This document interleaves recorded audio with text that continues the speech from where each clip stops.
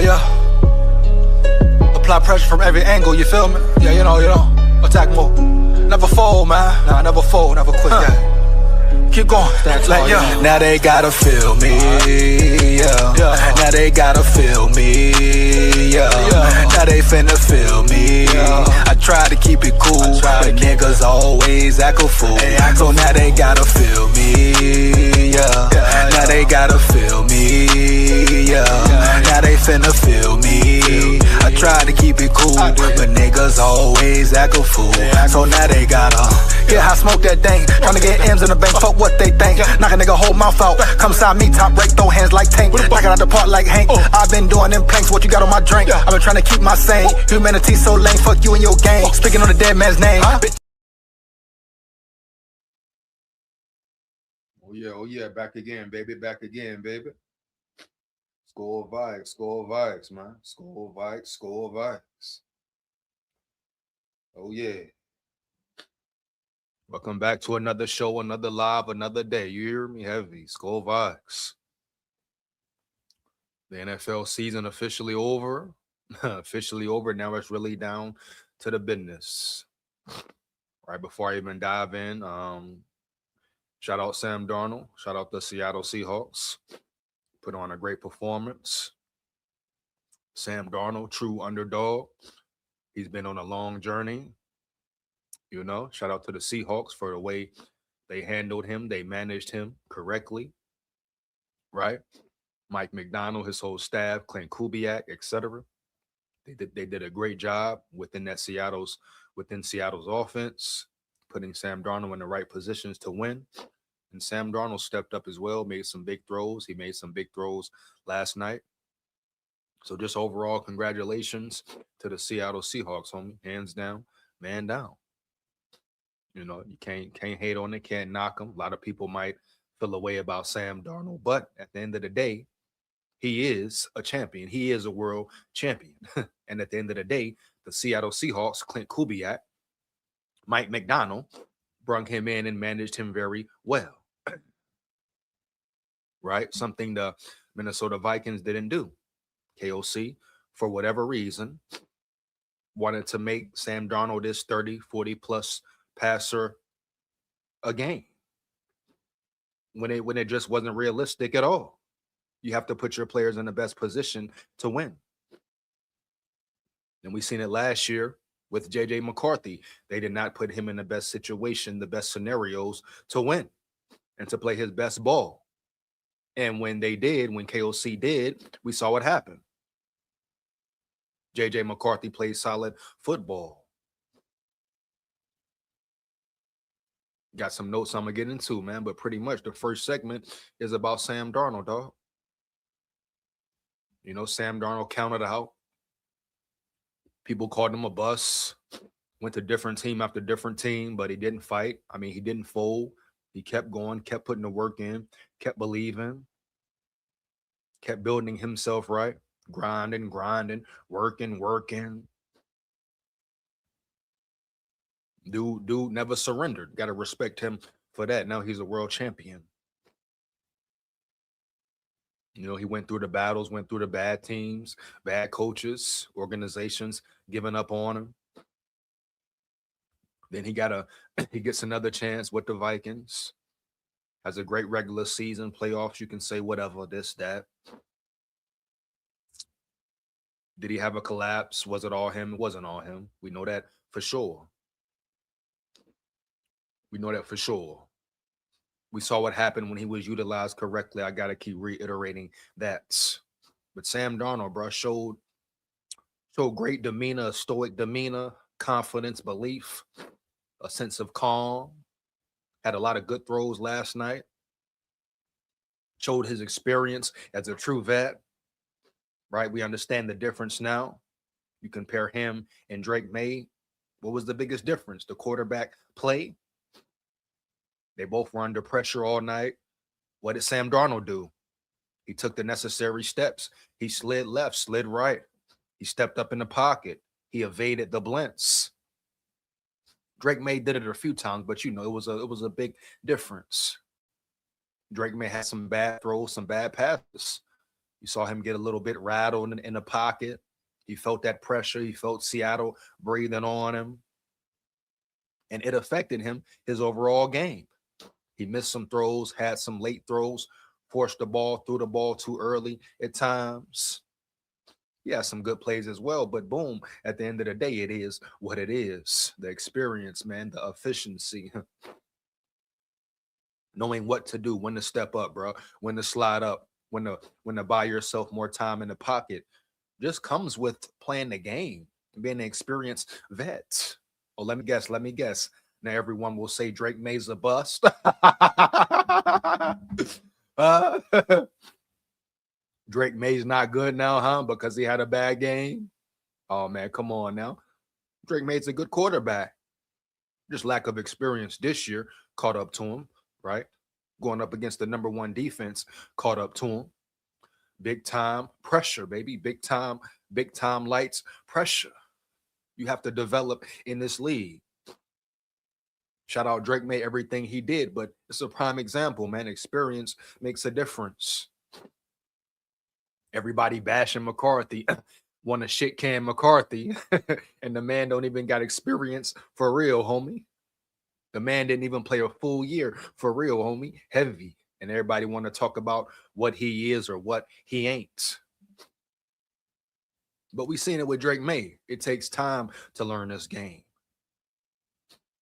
especially to play it at the highest level. Certain things you just learn from playing and playing rep after rep, like life in general, right? Right. That's why it's a such thing as development, bruh. That's why it takes time, bruh. Majority of quarterbacks, it doesn't happen overnight. And we saw the difference in quarterback play. That was the main difference in the game. Sam Darnold made plays, stepped up in the pocket, evaded pressure. Drake May didn't. But also we saw what? Trenches, homie. Trenches was the main difference. The trenches, dog. Seattle dominated the trenches. We seen a former Viking, Bradbury, big time highlights, big time moments, big time games against elite defenses. Bradbury got washed up, bench pressed up. Went back to his old self. You hear me? Heavy. That's who he is. Things always get exposed. I repeat, weaknesses always get exposed in playoffs, in the Super Bowl. You're going up against the best. Yeah. You will get exposed, dog, quickly and swiftly in this game. You hear me? Heavy. And that's exactly what happened, man. Like I say, it's not rocket science, it's football. It's not hard to build a team, but are you putting the work in, the effort in to build a team? You got to give props to the Seahawks for that, the Patriots as well. But the defense they formed, right? The GM, the work the GM put in, Snyder, the effort he put in to build a real team, Super Bowl caliber team. You look at the draft, they always they hit big in the draft, what, 3 years in a row? That's why I keep saying you build your team, you build your roster through the draft. You can't sit and depend on free agency to build your squad. You must do the work, put the work in the draft and dominate the draft. You can't rely on older players just to keep coming in. No, that's an anomaly. You look at Seattle's roster, shit. Even look at the Patriots roster. They had rookies playing on the field. First year, second year players contributing at a high level. That's what it's about, man. Building your team through the drafts. That's why this year is a very important draft for the Vikings. A make or break draft in our reality. We can't afford to fail in this draft, baby. We can't afford to not have hits. You get 10 picks, maybe more. More than half should hit. It is a must. It is must needed for the Vikings to have a phenomenal draft. That's the difference, brother. That's it, though. You know, that is it. Heavy, homie. Yeah. But shout out to Sam Darnold and his journey and the work he just put in, bro. Just him never folding, never giving up, never caving in, believing he will get an opportunity.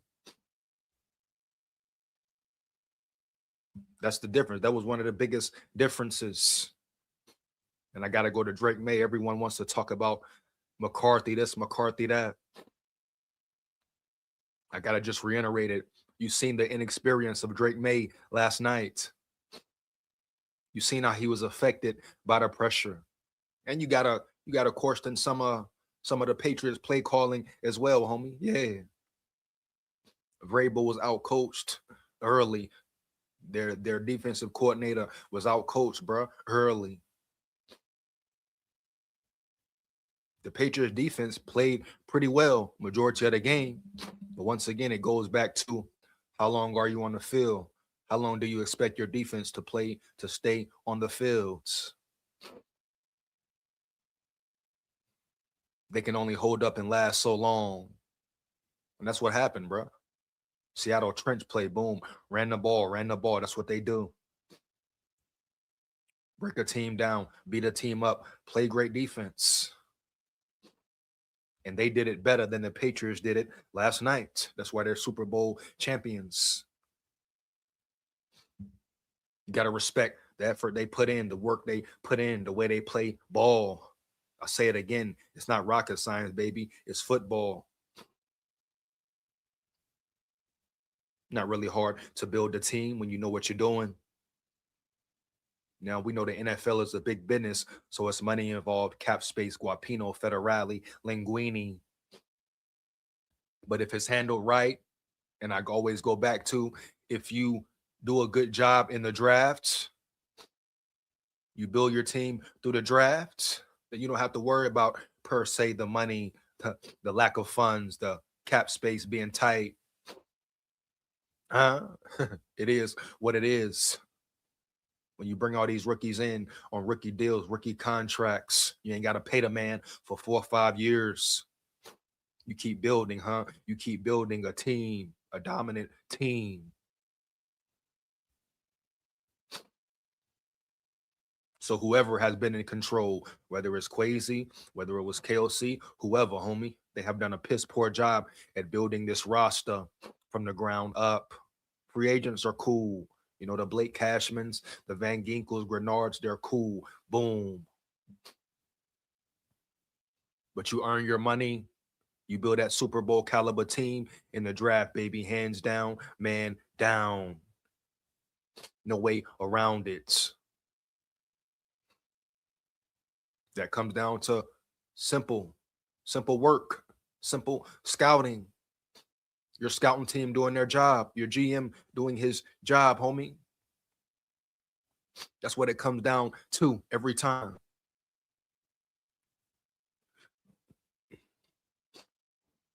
Now, recently, the GM, whatever he was at Seattle, he's in the building. A lot of experience, a lot of success, right? So we'll see how it all pans out. But we needed a guy like that in the building.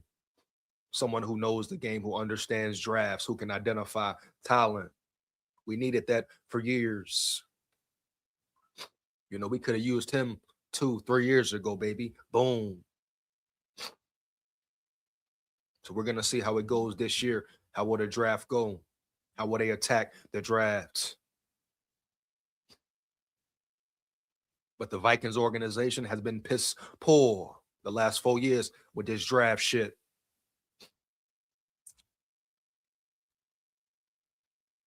There's no reason for it. The lack of contribution they have gotten from majority of their draft picks is crazy work. But now we move on. We move forward. How will it look moving forward, right? Boom. Who will really step up and take over?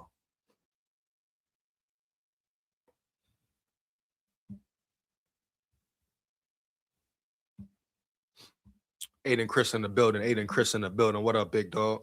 As a Minnesota Vikings fan, this Seahawk team is fun to watch. No cap. Respect the Seahawks, bro. Respect the Seahawks. No doubt. Big facts, bro. Big facts. You hear me? Heavy.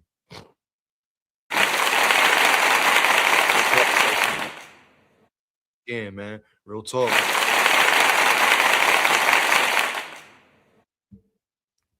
Shout out to Drake May because getting there is tough. Very tough, Aiden. Very tough, Aiden. But we seen my prime example I'm making here, man. Everybody wants to shit can McCarthy and talk about the bad season McCarthy had in his real first season. You remember Drake May went through the same damn thing his first season in the building. They were talking about how much he struggled last year, how he's a bust, he's not this, he's not that. And then the man comes back his second year and performs very well. But he runs into a team, he runs into the bright lights, spotlights, something he's never seen before. My example is just showing you it takes time to grow, man. It doesn't happen overnight. And Drake May is going to be a good quarterback in this league. He just has to learn more, right? Gain more of that experience. Continue to develop and grow and get better in his position. What I'm trying to explain to everyone about McCarthy, boom. This man was battling injury. It was this man's first year. This man is still learning. This man 22. This man going on 23. It takes time, bro. Especially if your head coach isn't taking the necessary precautions, steps to really mold and develop his player. All this QB whisperer talk for KOC, poppycock, kill that noise, homie. We need to stop crowning him. Stop crowning him, bruh, for doing nothing. That's the Minnesota Vikings way. You crown coaches, you crown players for nothing, for being average, for being mediocre on a year in, year out basis. They never earn nothing, baby. They never prove anything. Hold that man feet to the fire. Huh? Make him develop a quarterback. Huh? Put pressure on him, Wilfs. Fans. Put some pressure on him for once. Why does he always evade blame? But I'm telling you, just like the situation Drake May was in, it's difficult, it's tough. Second year player in the Super Bowl. Seattle threw everything at him. It's different, bro. It's different. We saw the difference in QB play, not because Sam Darnold is just that much better than Drake May. His team was better.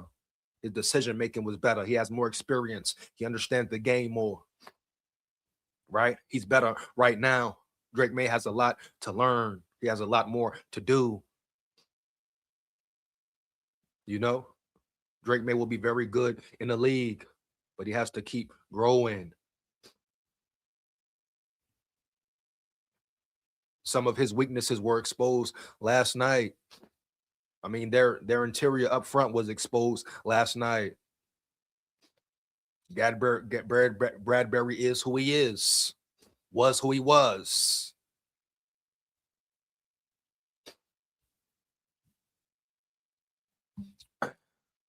My dog Dre in the building. My dog Dre in the building. What up, brah? Who won the MVP of the Super Bowl? That boy Walker, running back. Boom. Seattle runs the ball. Their line has chemistry. Their line has dogs, but dogs who are coached well, who are brung up well in a system. They've been building this for years, drafting great for years. This year it all came to fruition. Maybe sooner than they thought, but you got to respect it, bro. Heavy, you hear me? Heavy. They did what they had to do. But like my boy Dre say, the running back was the MVP, homie. They run the ball. They told that Tatum, man. Physicality up front.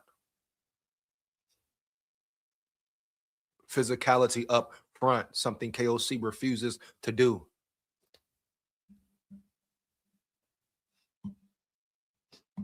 Kenneth Walker is a bad man. Big facts, bro. Big facts.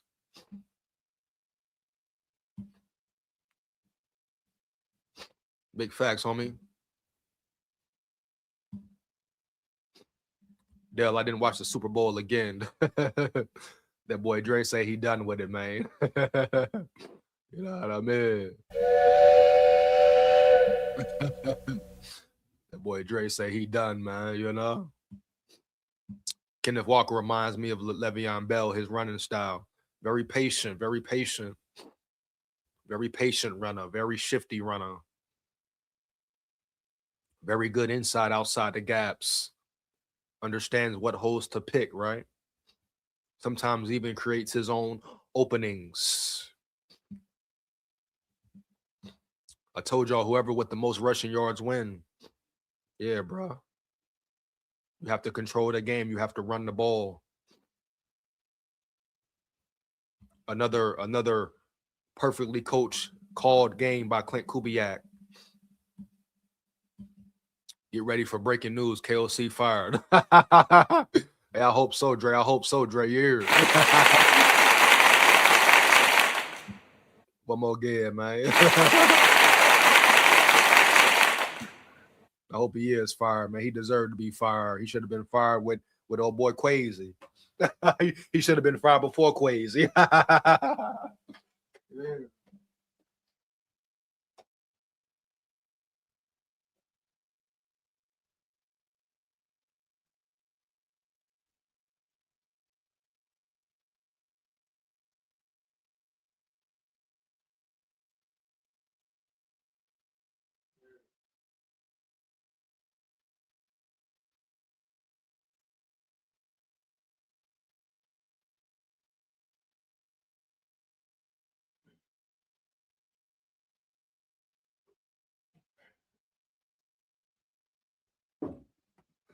You hear?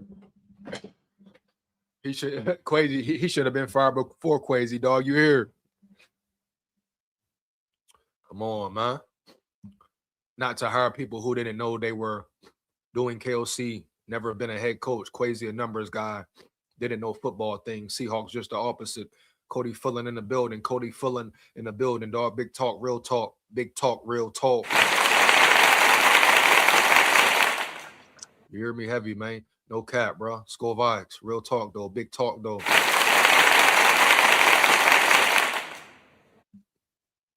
It it comes down to the Wilfs as well, man. You know, the Wilfs evade no blame. The Wilfs have been piss poor as far as their whole hiring process. You know, the Wilfs hired Quasi. The Wilfs hired KOC. Then they hired Quasi just to handcuff him, not let him operate how he wants to. You talk about your owners. You talk about being soft, being scary, being punks.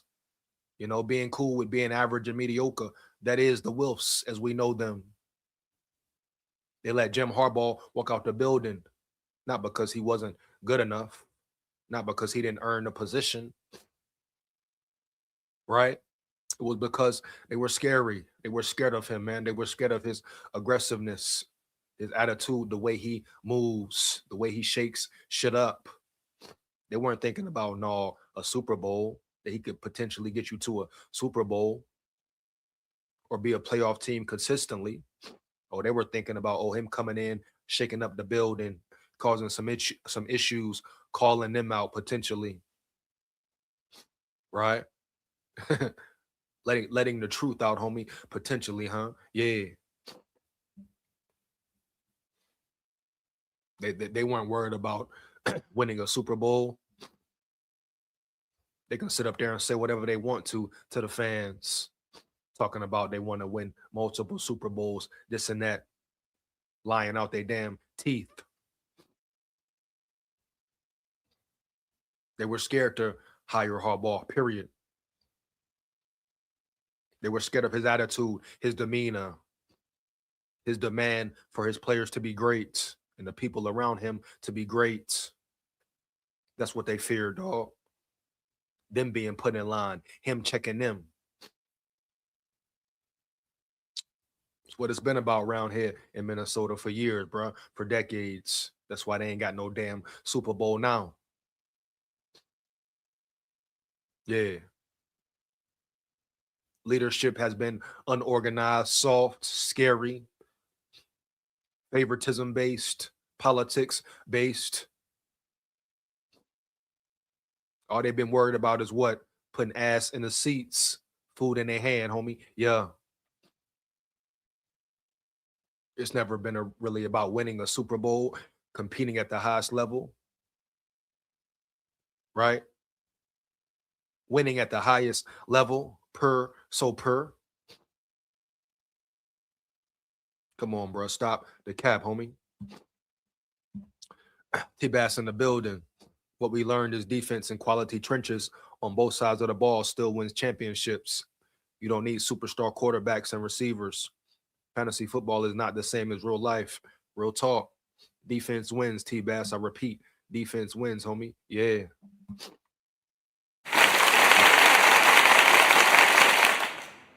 Real shit, boy. That's what it is. Defense and trenches, homie. I repeat, homie. Defense and trenches. Yeah. It was evident. It was so clear. So per, man. So per. Trenches, what it came down to. Defense was the difference. The ability to run the ball. The ability to stop the run. The Patriots couldn't get nothing going. They had that one lucky little throw up play. Boom, little toss up. Stephon Diggs was on lock. But just like T-Bass said, quality trenches, quality line play. If you got a superstar quarterback, boom, that's a plus, but you don't need one to win.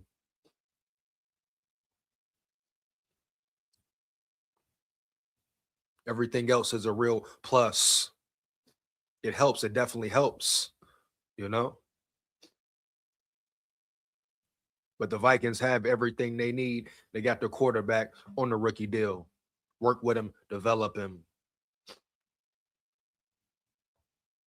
Build around him, man, period. You got young guys on the defensive side of the ball up front. At least as far as the exterior edge rushers go.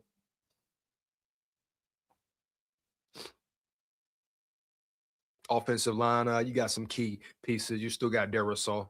Can he stay healthy though? Right. But you can make certain moves in the drafts. You can draft a Caden Proctor to solidify your line. We all know Brian O'Neill is on the decline, right? Period.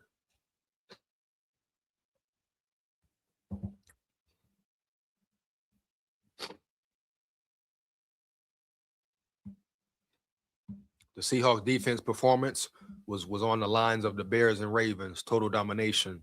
T-Bass, no cap.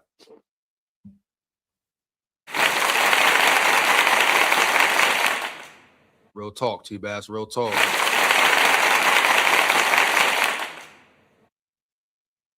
Real talk, man. Phenomenal defensive play. Phenomenal defensive play. No way around it, bro.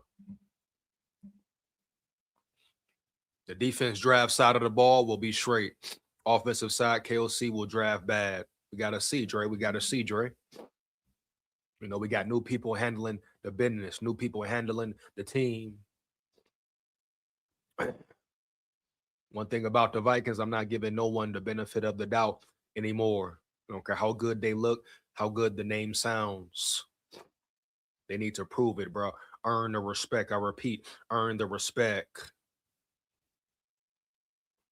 Don't care about no big name players, big name this, big name that. Earn it, bro. Do it on the field. Producing a draft. So I don't, really, as far as the draft goes, I don't know which side will be straight, which side will be bad. Who's making the picks? Who's making the new maneuvers? I'm not giving not now some bitch in that office the benefit of the doubt. Period. Enough is enough. How many years we didn't gave certain people just because of their name the benefit of the doubt, assumed they will do well, and they failed. Yeah, fuck all that, bro. Heavy. It's time to hold them to the fire. Hold their feet, put their feet to the fire, baby. Yeah. See, that's one of the biggest problems there. The fans let bullshit slide, let bullshit ride. Yeah, the fans just laud and praise these owners, these players, these GMs who do absolutely nothing. Right? You crown a man coach of the year for doing nothing. 4 years in, no playoff wins, and he still gets a real pass. KOC hasn't been held accountable yet, but everyone around him, everybody else in the building, his quarterback, the GM, other players, other coaches, hell, he's the only one who hasn't faced real blame.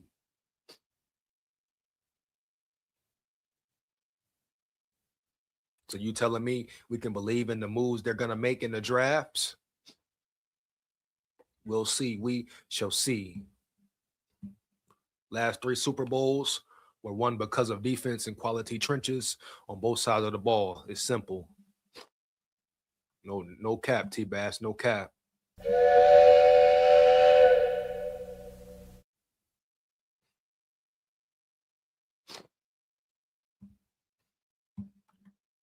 SKOL, Young Dolph said, fuck everybody and fuck everything. That's what I'm on. Seahawks got 2 Super Bowls. Yeah, bruh. Shout out Dolph. Rest in peace, Dolph. May his soul find peace, man. But yeah, Seahawks, they got 2, bro. Shout out to their GM. I repeat, shout out to their GM. Shout out to their GM, homie, for real. No cap. Daniel in the building. How many games do you win? You don't run good ball nowhere. We have 0 running game. Daniel, big facts. Shout out my dog Daniel in the building.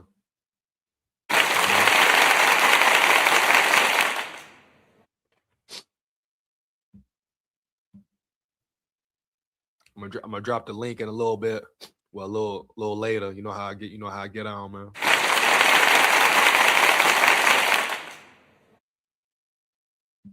Got to get into it first, though, bro. Heavy per. Here's my take on next year. We screw. We have 2 cornerbacks on our roster. Great job. Hey, come on now, Daniel.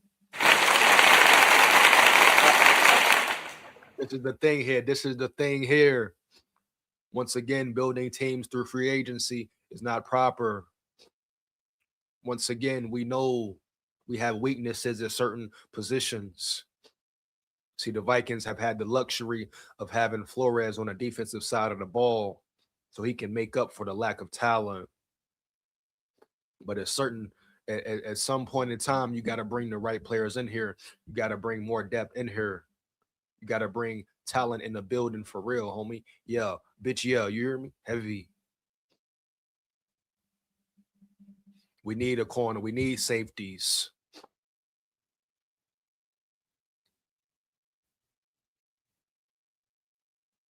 We need someone to replace Harrison Smith.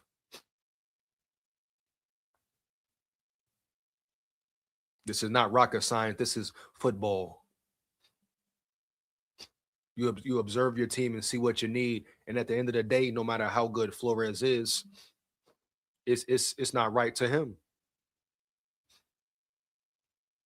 that you don't bring better guys in certain positions in the building. Yeah, it's not fair to him at all. Then you got Flores putting all this work in with players, developing players, making them play better. But you got KOC talking about he the QB whisperer, and he got a piss poor offense that's inconsistent every year. They can't even give us 20 every game.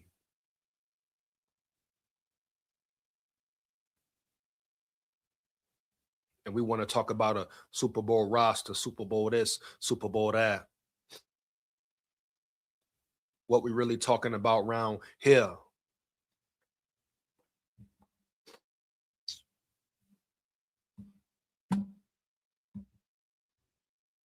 We need a perfect draft. Can't have misses. My dog Cody in the building. Real talk. Real talk.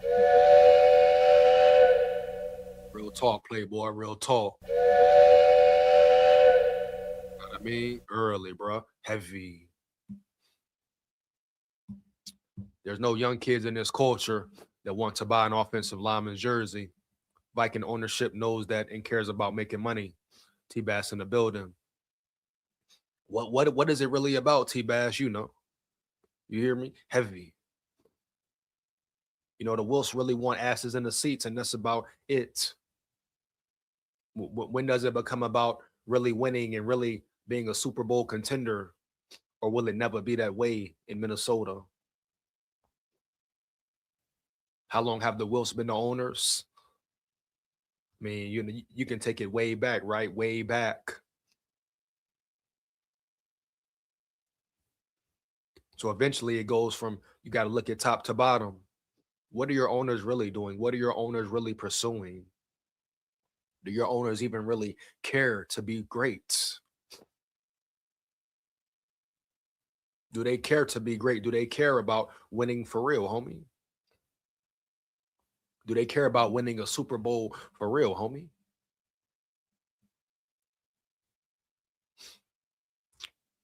These are all questions we must ask at the end of the day.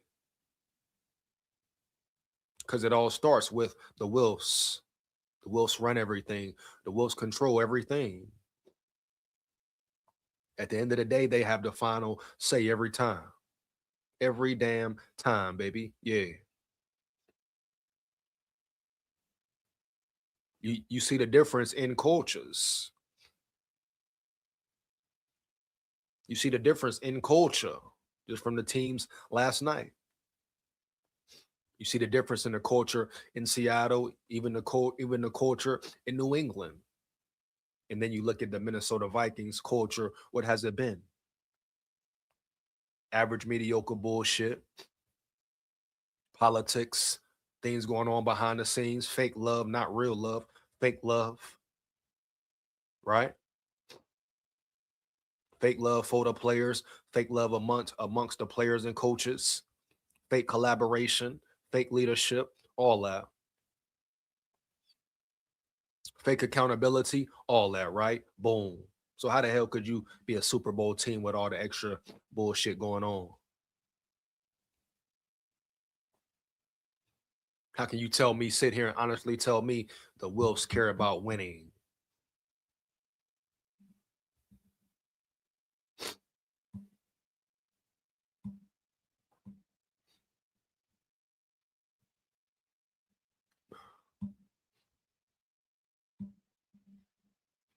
I see this thought. We have a Rob Brzezinski doing GM next year. Everything is on KOC this year. The new caps specialist is there to take Rob's place, and then we get to see us either run it back, praying on JJ. Yeah, bro.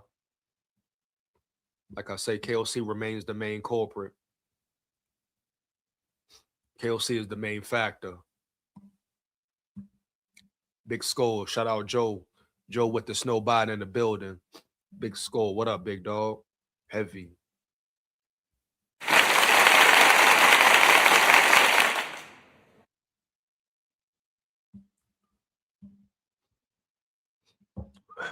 Right back, bro.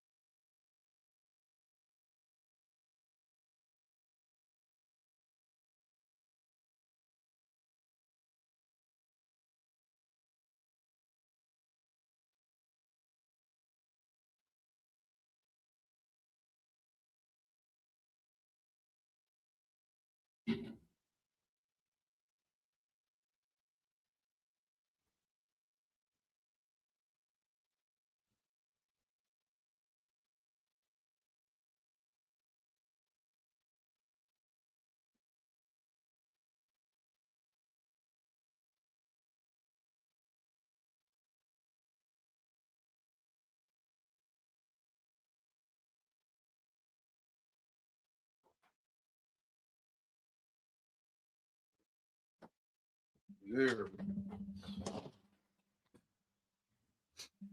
What is it really about, man? Or do we splash and go big on a trade like Burrow or something like that? What are we splashing for, Daniel? I repeat, I ask you again, what the hell are we splashing for, dog? No cap. This Burrow thing again. What does it matter if you have Burrow, but you don't have a line to protect him, a line to run the ball, offensive line who is physical week in, week out? What does it matter if you have Burrow, if your head coach won't run the ball, if your head coach can't play call to save his life? What does it matter? I don't care who your quarterback is, homie, period. You're not getting to a Super Bowl with the way KOC coaches, with the mentality of this team.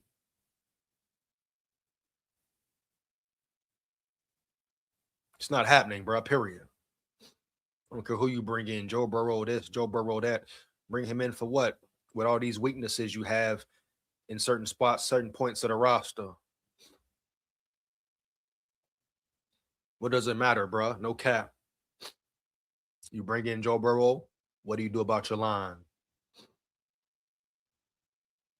What do you do about your interior on the defensive side of the ball? What are you going to do about your secondary, your cornerback position, your safety position? You're already in a tight spot financially wise. You're already damn near negative in the cap. So you bring in Burrow. How much you pay Burrow? How much do you pay Burrow? What is he worth? Then you got to think about off rip, he's going to be hurt 6 weeks to 8 weeks guaranteed. Oh, yeah, 6 weeks to 8 weeks guaranteed, baby. Yeah. So who's your backup then? Or what? What? Who's your backup? I repeat, homie, who is your backup? Everybody assumed if Darnold would have stayed, they would have won the Super Bowl too. No. Now everybody talking about if we get Burrow, we're a Super Bowl team. No. It doesn't work that way, homie. Yeah. It takes more than just a quarterback, just having a quarterback to win a Super Bowl, to make it to the Super Bowl. It takes a real team. Real chemistry, a real bond, a real cohesion, bruh, to be a Super Bowl team.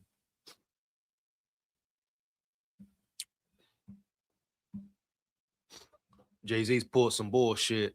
Can't wait for the feds get his punk ass. That sorry ass fruitcake halftime shows. Yeah, man, just another halftime show, Dre, you know? Just another halftime show, dog. No cap. Heavy. We have a wealth problem. Yeah, that's the problem there.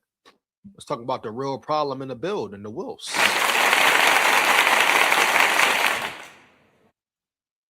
That's obviously the problem there, or one of the biggest problems there. The Wilfs. If the Wilfs don't want to win, tell them sell the team. Yeah, tell them sell the damn team, bro. Period. They don't want to win, sell the team. Hold the Wilfs to the fire, baby. If all that was going on with Quasi in the building is true, yeah, hold the Wolves to the fire. They want to hire GMs, but not let GMs hire who they want to as head coach. They want to tie GMs' hands behind their back. All that. Yeah, the Wolves are the problem. Yeah. They want to control things just to make sure they stay average, stay mediocre. Then yeah, the Wolves are the big major problem. You know? They straight up sat up there and lied on Quasi and lied in the press conference. Made Quasi look horrible. Talk about how uncomfortable they were with him.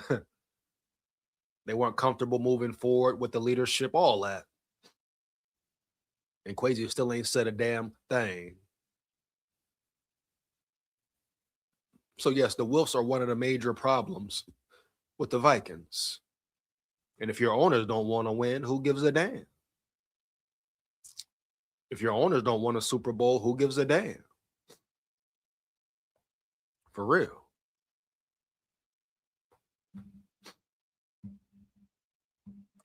If it goes bad again, KOC should go his ass on a hot seat. He should be on the hot seat right now, Cody. There should be no go here, go there. His ass should be hot right now. What you telling me here? He should be on the hot seat already. He should be fired already with Quazy out the door. He's done nothing. He's done nothing, dog. Not one playoff win, you hear me? Period, homie. Yeah. But why? What? Why? He doesn't get held accountable. You know, Quazy was the Wolf scapegoat.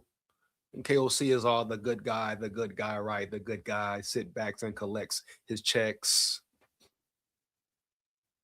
Like I've been saying, he is the Kirk Cousins of the head coach position. First one to say it, man. Yeah, remember that, man. Yeah. But that is your head coach, homie. You know why? You think he feels any pressure? Pressure for what? From what? He's been doing what he wants. Getting away with not being a great coach. Getting away with bad play calling. You know? So you think he will really change now?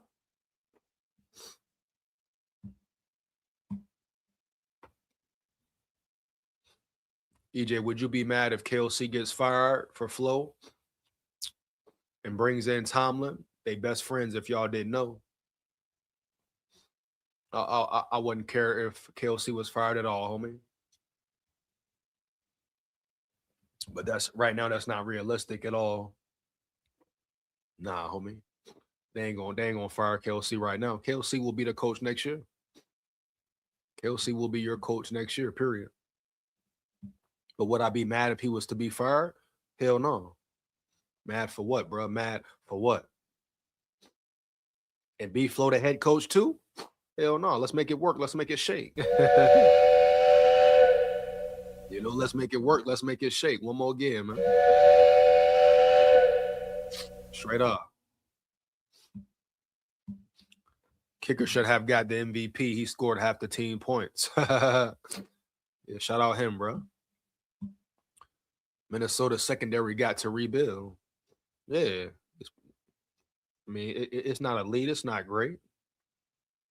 You know, Brian Flores made them look great, put them in positions to be great, but we know the weak links in the secondary. The only way we win a Super Bowl in 26, if we catching lightning in a bottle. SKOL, I see this every year. I feel you, Dre. I feel you, Dre. It's a lot of roster spots and a lot of things to fill and improve on this roster, baby. Cornerback position is only one of a few. One of a few. You know? No cap. Shout out Annie in the building. Shout out Annie in the building. Heavy. Herbert, come and remember. Oh, Dre talking about Herbert. Yeah, we're going to see, Dre. We're going to see, my dog. We're going to see, bro. For real. No cap. It's sad that a vast majority of Vikings fans think that a head coach in year 5 only needs to win one playoff game. That's their expectation. At this point, it should be to get to the Super Bowl. Come on, T-Bass. We know what's up.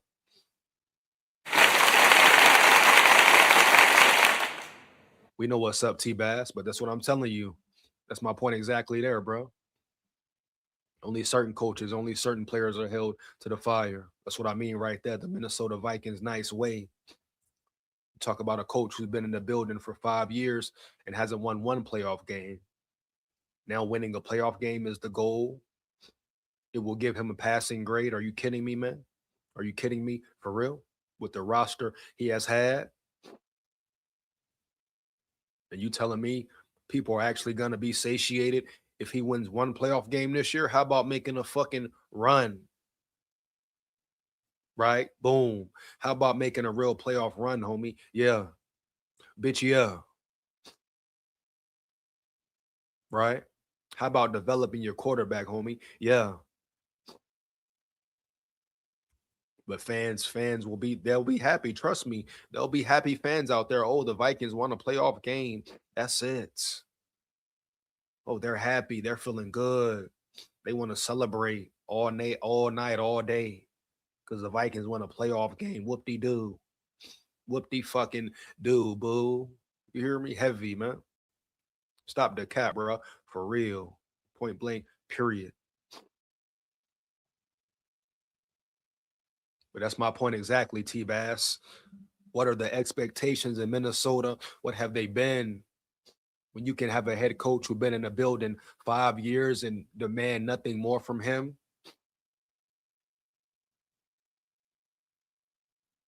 Come on, bro.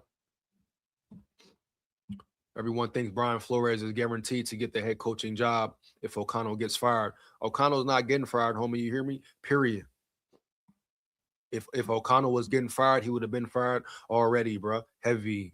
Keep it steady. Yeah. KOC ain't going nowhere. He will be your coach. He your head coach this coming up season, next year, this year, whatever you want to say.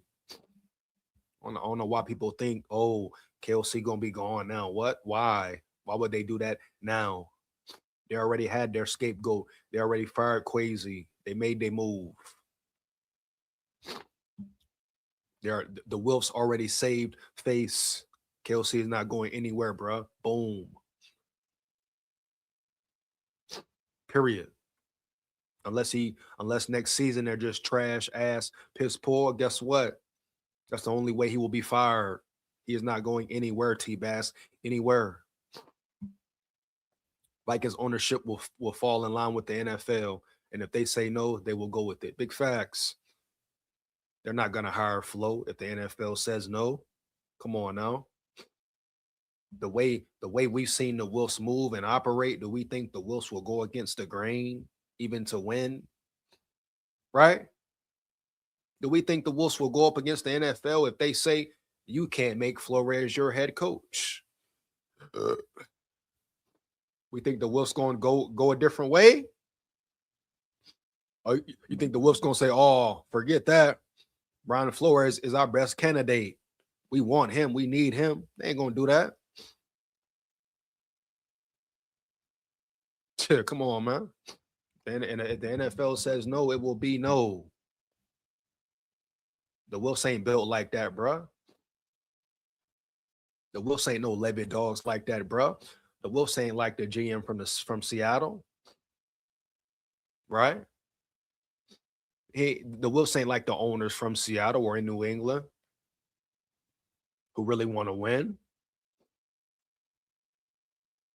That ain't them. That ain't in them. They ain't built like that, bro. For real. I don't care how much they get on the damn podium talking and capping to y'all. They can fool y'all. They can't fool me. I repeat. They can fool y'all, but not me, homie. For real. Yeah. How long have the Wolves been talking a good game, but not performing, not showing any action? I mean, when you remember, right, T-Bass, when KOC and Quasi first came in, or what was the Wolves talking like? Oh, multiple Super Bowls. Right? Oh, yeah, winning team, win now. We want 2-3 Super Bowls, real dynasty out this bitch. Huh? Then the tune changes, the narrative changes. They ain't came close to a Super Bowl, bro. They ain't even came close to an NFC championship game. I mean, hell, they ain't came close to a playoff win.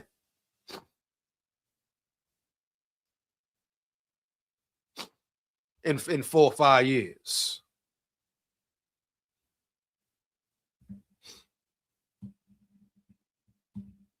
It's about damn time that people are finally starting to see that KOC has been a problem.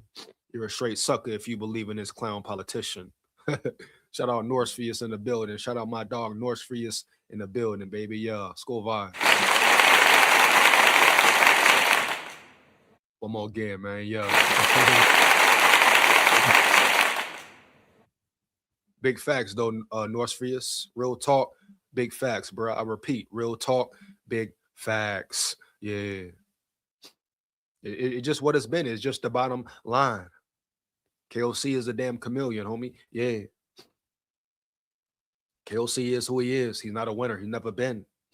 The man didn't even call plays with the Rams. That was McVay. I repeat, that was McVay. He's been a sucker. He's been fooling suckers, Northfius, you know, heavy. He had everybody fooled at one point, coming in with the whole demeanor, nice guy attitude, old culture builder, system builder, new energy in the atmosphere. Him and Quasi, right? Boom. Had everybody fooled. Oh, he's a great leader of men. Had me calling his ass a great leader of men, offensive mastermind, all this dumb shit type shit. Bunch of lies, bro. You hear me? Heavy. He ain't never been no mastermind. He ain't never been no great leader of men. He ain't been the one. He ain't him. He ain't him, man. Yeah. I'll take 10 other coaches over him every time, any day. I'll take every coach in the division over him every day, any way. Huh? Who the hell is KOC for real, homie? Yeah. And he for damn show, I repeat, he for damn show ain't no QB whisperer. Come on, bro. Know what I mean? Ain't never been a QB whisperer, homie. Yeah. Talking about QB whisperer. Come on now, homie. Cap. Need to sound like a broken record, but invest in the trenches. Quality lines make everything better and can weakness on other things. You got to have the line, T-Bash. You got to have your trenches solid. Right? Your trenches must be in order. Both sides of the ball. We saw that with Seattle. Defensive front, outstanding. Offensive front, outstanding, baby. And that comes with development as well. Position coaches, head coaches, all that. Drafting, all that. Seattle has done that very well. Big props to them. And trust me, T-Bass, if the Vikings want to make it their business, bro, you hear me? Heavy, to build a line and to focus on the line, they can definitely do that. They can do that for real. In this year's draft as well. Yeah, period, homie. Yeah. They keep bringing in these bullshit ass players, these bullshit backups. Drop your nuts and build your line for real, man. You hear me? No cap, bro. Heavy. Yeah. Big SKOL, my boy Joe in the building. My boy Joe in the building. You know?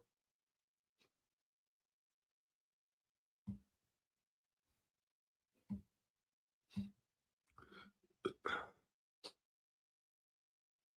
lot of Vikings fans want to think Dennis Green was a really great coach. It took him 6 years to win a playoff game. Should have been fired before that. When he got a treat, when he got a great team, he choked. Yeah, bro, it's a lot of opinions out there, man. You know, 6 years to win a playoff game is a long damn time. Period, homie. Yeah.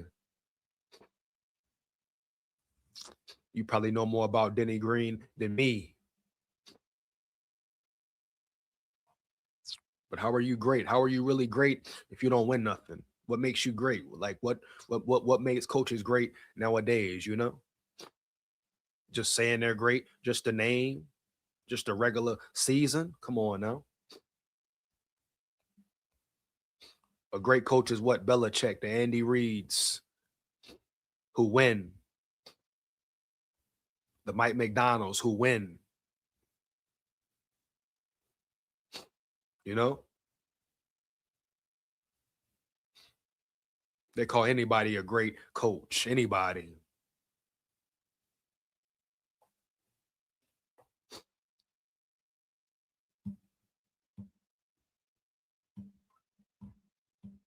Big SKOL, my dude. JD in the building. My dog JD in the building, man. Yeah. KOC equals a clown. Real talk, homie. Real talk. Big facts, real talk. More again, man. Big facts, real talk.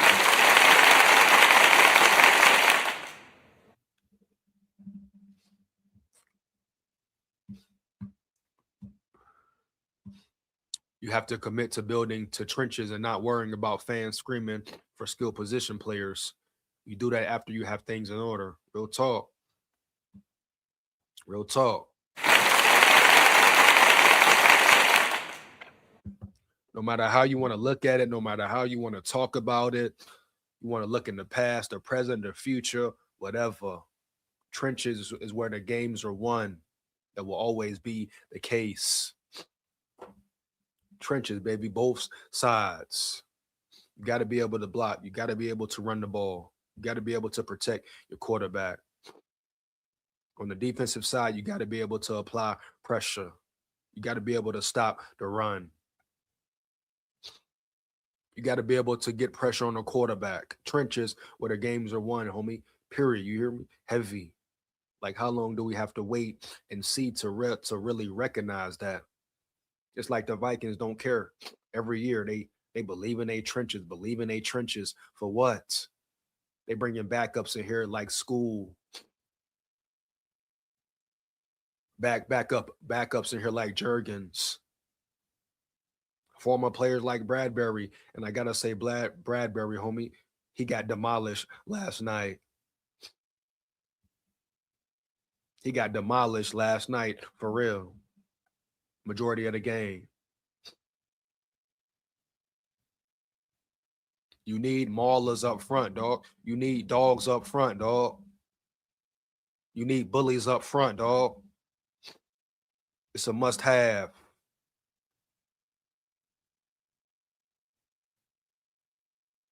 And you need a solid depth chart as well. It's no way around it. These plug-in players just to fill in a spot. Enough of that. Go get real talent at the position, homie.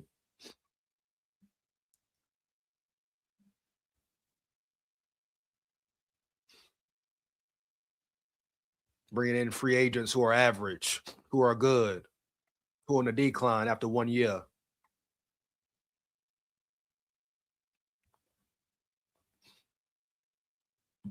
Nitro board in the building. My dog Nitro in the building. Shout out Big SKOL Heavy. Good morning, everybody. Shout out my dog Nitro in the building, baby. Yeah. One more again, man. Yeah.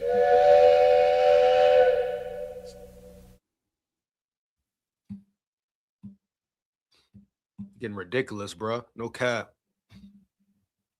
Linemen on both sides that are good at pass and rush are unicorns. You have to find them in the draft. Teams don't let them go if they find them. Free agency not the answer. Exactly, Bass. Exactly, Bass. You know what I mean? Heavy. Real talk. Yeah, man. Big facts, real talk. Big facts, real talk, baby. Yeah.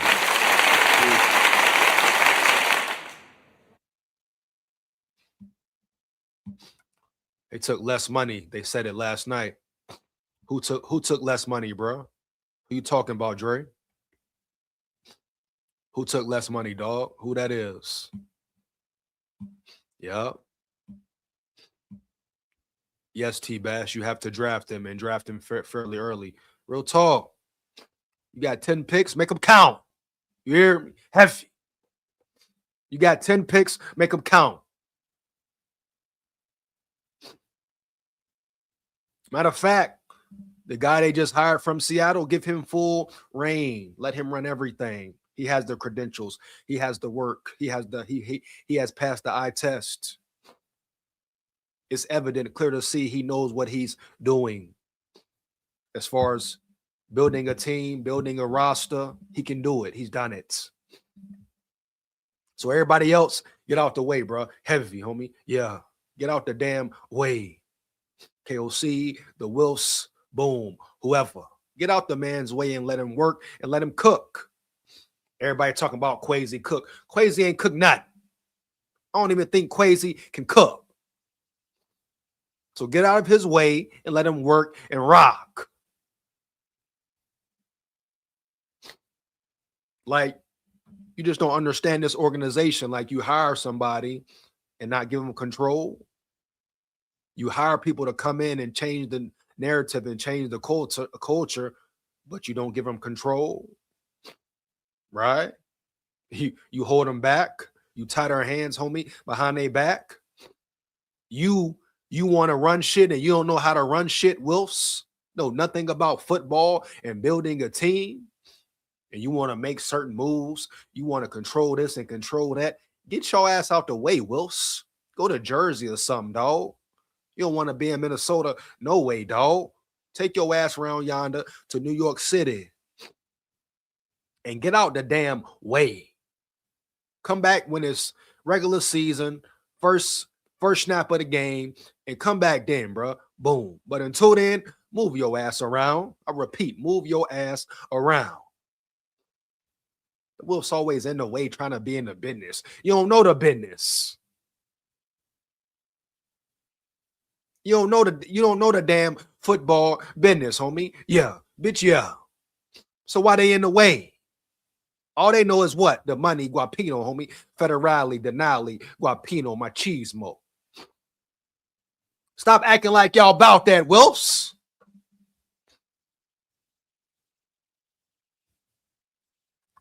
Acting like y'all about that, building a team for real, homie.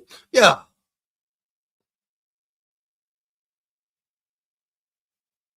Get out the way, bro. You hear me? No cap.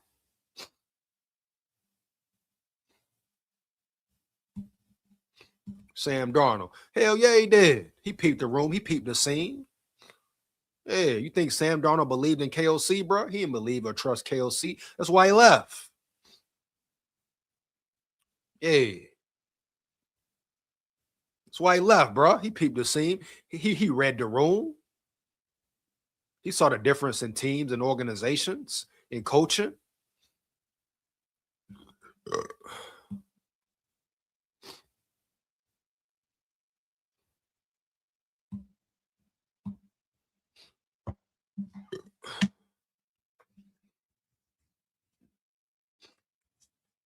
How many Vikings fans will be truly upset if they spend all 10 picks on trenches, even though it helps out? Probably a lot, T-Bass. I wouldn't be mad, though. Now you do need a safety and some corners, but I definitely wouldn't be mad, though. You hear me? Heavy. But you need some other skill positions and skill pieces, but they really want to go ahead first and dive in and build the trenches. I wouldn't be mad at all. For real.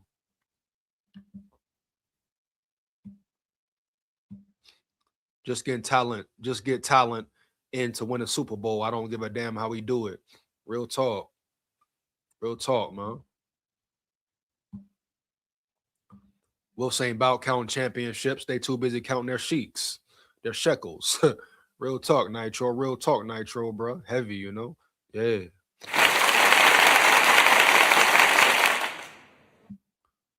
Wilf's blind leading the blind. Crazy, dog. Crazy. Hell yeah, man.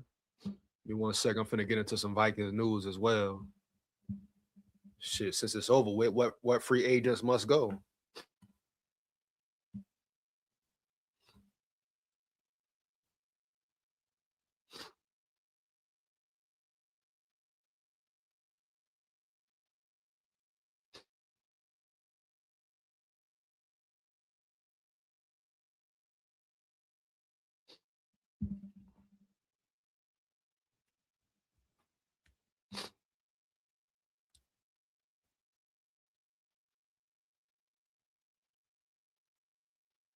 Hold on.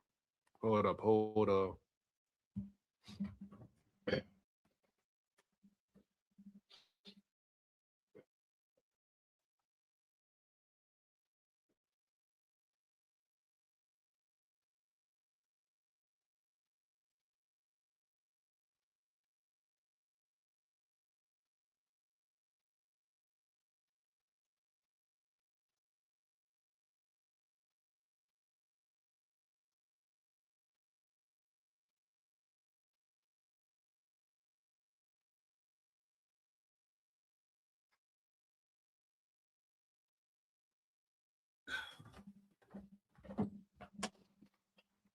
Yeah, I'm gonna drop the link. I'm gonna drop the link, but I got more articles to get into as well. So come lock in with me, man.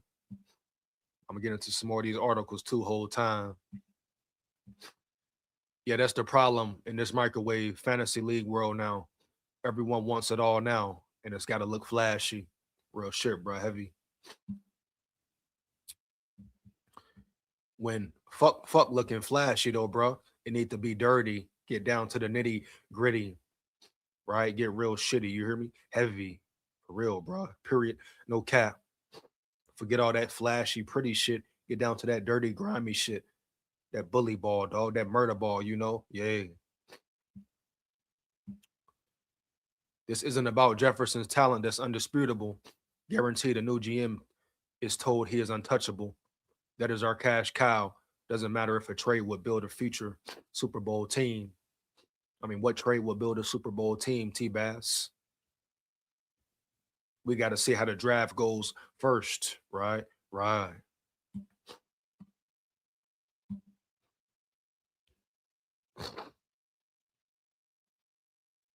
And once again, it makes no sense to trade Jettas now, period. You want to trade Jettas, you should have traded him, tried to trade him 3-4 years ago. Why the hell would you do it now when he's your biggest asset on the team, your best player on the team? Every quarterback that came around here, he has built them up, made them look better.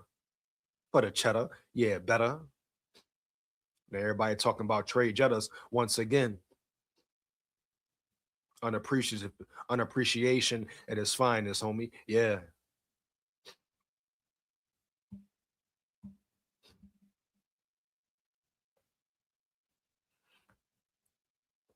The NFL could script a Vikes Super Bowl victory, and they would still find a way to trick it off. Boy, Nitro, wow.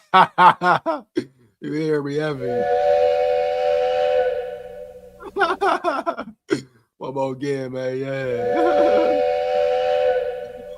Bro. Yeah, homie. Right, Jettas is too marketable in the face of the franchise. They can't let the indefinable guy on the team go away.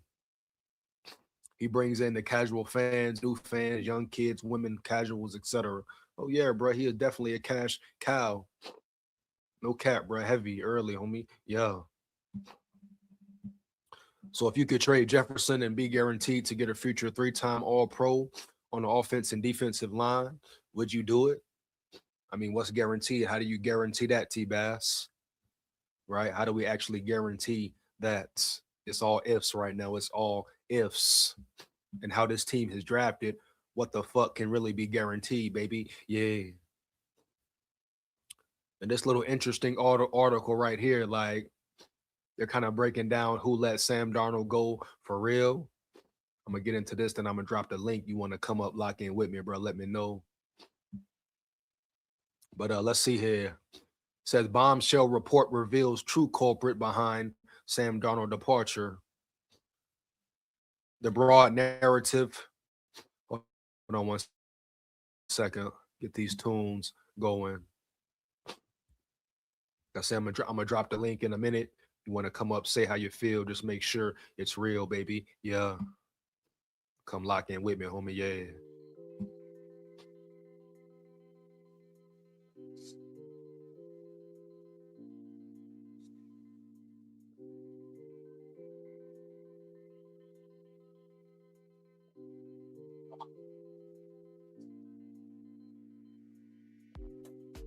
App.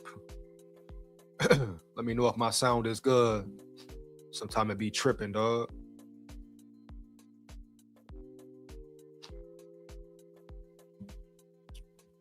Here we go. The broad narrative consensus over the past few weeks, looking back on the Minnesota Vikings dealing with last offseason, was that Kevin O'Connell wanted to keep quarterback Sam Darnold. Boom. Who had led the team to a 14-3 record in the 24th regular season moving forward.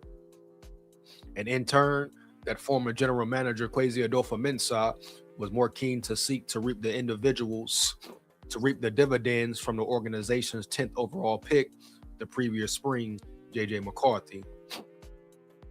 Here's the bombshell, though. However, according to Mike Silver of The Athletic, this idea is not only challengeable, but would appear to be straight up false. Per Silver, O'Connell didn't hesitate. I repeat, didn't hesitate to help Darnold switch teams. Oh man, and gave him a glowing recommendation to Seattle Seahawks general manager John Snyder. Oh well, damn. Well, damn. Now, didn't everybody say that Quasi, one of the reasons he was fired abruptly was because what? Oh, he let Sam go. Oh, the Wolf saw how good Sam was doing. It was all on Quasi, baby. Oh, maybe just hold up one hot damn minute round yonder, man. Just maybe KOC was the main culprit. And I wouldn't be surprised or shocked because guess what? KOC has been the main factor and main culprit from jump. When we talking about coaching or lack of, or piss poor offenses or inconsistent offenses, who does it fall back on? Your head coach, Kevin O'Connell, the Kirk Cousins of the head coaches. So this is not surprising or shocking at all, man. No way, no how.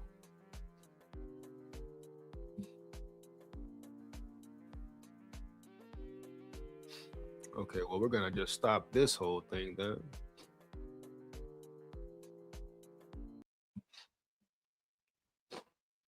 No way, no how, bro. You hear me? Heavy. The main thing was, it was Quasi. It was Quasi. Quasi let Sam go. Quasi let Sam walk. Maybe it wasn't Quasi, baby.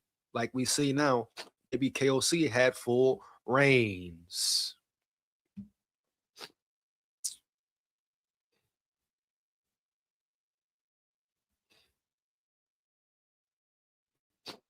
Kevin O'Connell helped Sam Darnold leave Minnesota.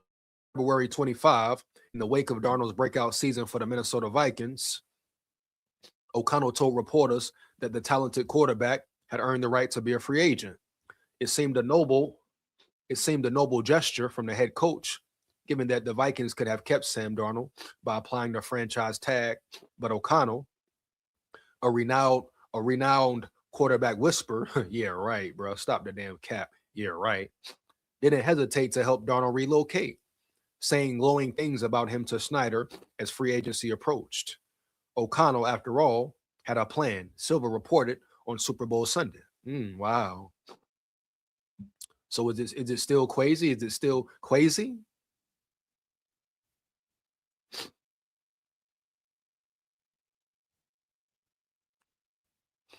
Is it still Quasi though, baby? Yeah. 3-time All-Pro now going forward, that is, from here on out. Who we talking about, Nitro? Who we talking about, Nitro? Doogie in the building. My dog Doogie in the building. What up, bro? Heavy. Man, I feel like the Vikings franchise is motherfucking cursed. We are like the Old Testament Israelites stuck in the desert for 40 years. Only fucked up thing is Vikes ain't been to a Super Bowl even for almost 50 years now. Wow, man. Crazy, dog. Hey, T-Bass, how's the iguana hunting? Shout out T-Bass hunting them iguanas, boy. That boy T-Bass hunting them iguanas, dog. Oh, man, T-Bass. He said he going after them iguanas. You hear me? Heavy, man. Yeah. Oh, bruh. Oh, bruh. Let me see if this sound working though, man. You know, turn down a little more than fuck it. Get my little tunes, man. You know, heavy.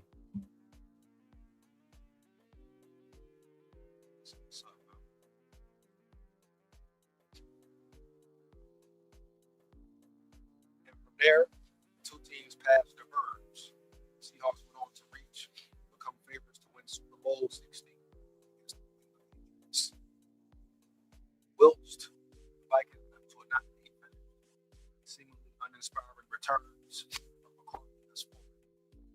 So uninspiring that many of the team's late offensive players publicly spoken about the need to improve the quarterback play in 26 and beyond. Wow.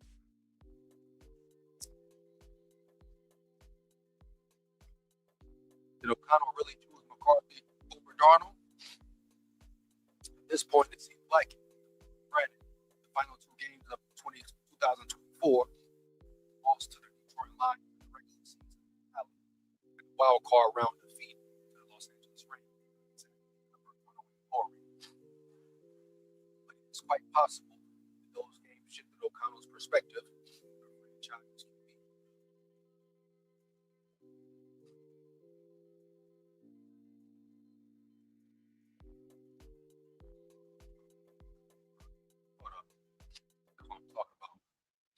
I'm good now. I'm good now. Let me know. Come on, bro.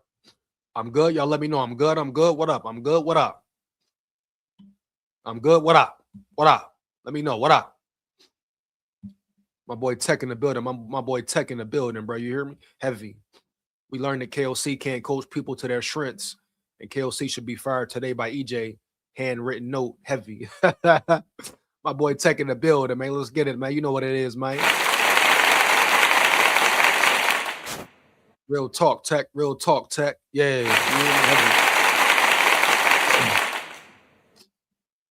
No cap, bro. So yeah, you good. Yep, you back. Gucci. Bad. Appreciate it, man. I'm gonna reread that last line so you can get the full gist and full effect of it. You hear me? Heavy.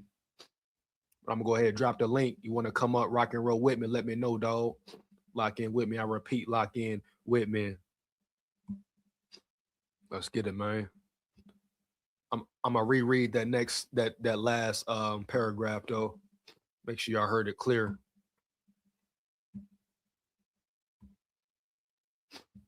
You know?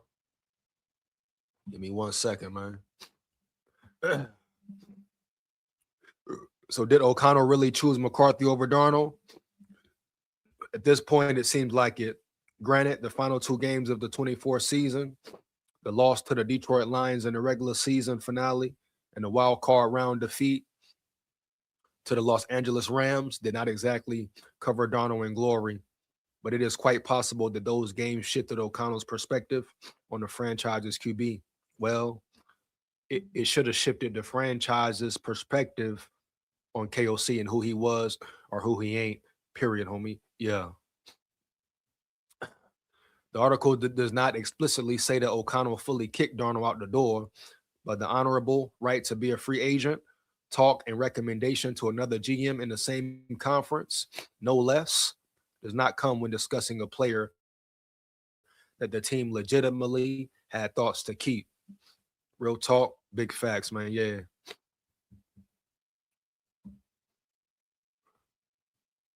One second, man. T-Bass, what up, bro? What's going on, hey, man? What's up? What up, man? Hey, what up? so let's talk about what we want and what we need. Okay. I'm gonna go back.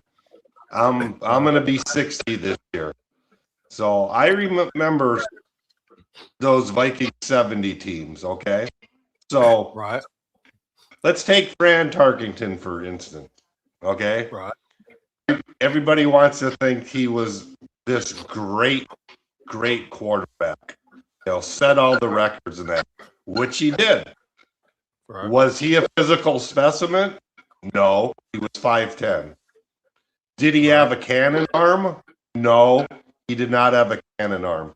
Did he throw a pretty ball? No, he didn't. So what he did have was an outstanding offensive line that a lot of people don't talk about. They just talk about the perfect people eaters. That offensive line had 2 Hall of Famers on it and another one, Ed White, on the fringe of being a Hall of Fame. It was freaking great. Did Fran Tarkington ever have even a guy close to being a Hall of Famer at a wide receiver? No. I don't even think he had a receiver that was ever an all-pro during his time. Okay? Right. He did have Chuck Foreman, which he threw to a lot. That was an all-pro a few times. So, Fran Tarkington did it. because of the team he had around. He had a defense that had a line so good that instantly when they walked out on the field, they made the other team one-dimensional. Right at the start of the game, okay? Because of the trenches. 2 Hall of Famers, should be 3 Hall of Famers with Jim Marshall. You know, you get the point here? That Vikings team had great. Hold on, T, hold on. All right, hold on.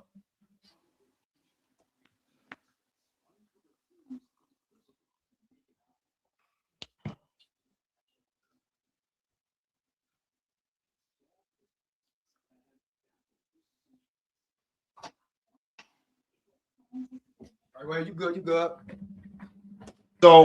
So, you know, I always looked at it like 2 years ago when we're drafting a QB.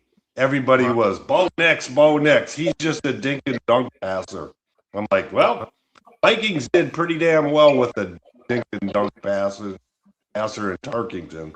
So, you know, this scenario that you need this quarterback, this big 6'6" stud, hand and arm, and do it all, that's a bunch of poppycock. So, again, and I'm just asking you, I know, don't look at it as, wow, that's a big if we can get it. The scenario is, you know, and this is just fantasy. If you can trade Justin Jefferson and be guaranteed in that trade to get an offensive lineman that ends up being a 3-time All-Pro, not Pro Bowler, All-Pro, the defensive lineman that is going to be a 3-time All-Pro, would you do it? Would that be worth it to you? Yeah. Before I get into that, shout out Northridge. He says Brand did have Sammy White in 76, rookie of the year, I guess. Rookie of the year, but I don't think he was an now, so as far as Jettas and making a trade, like you say, we don't. So we're not making it about living in a world of ifs. No, just total fantasy. Would that be worth it to you?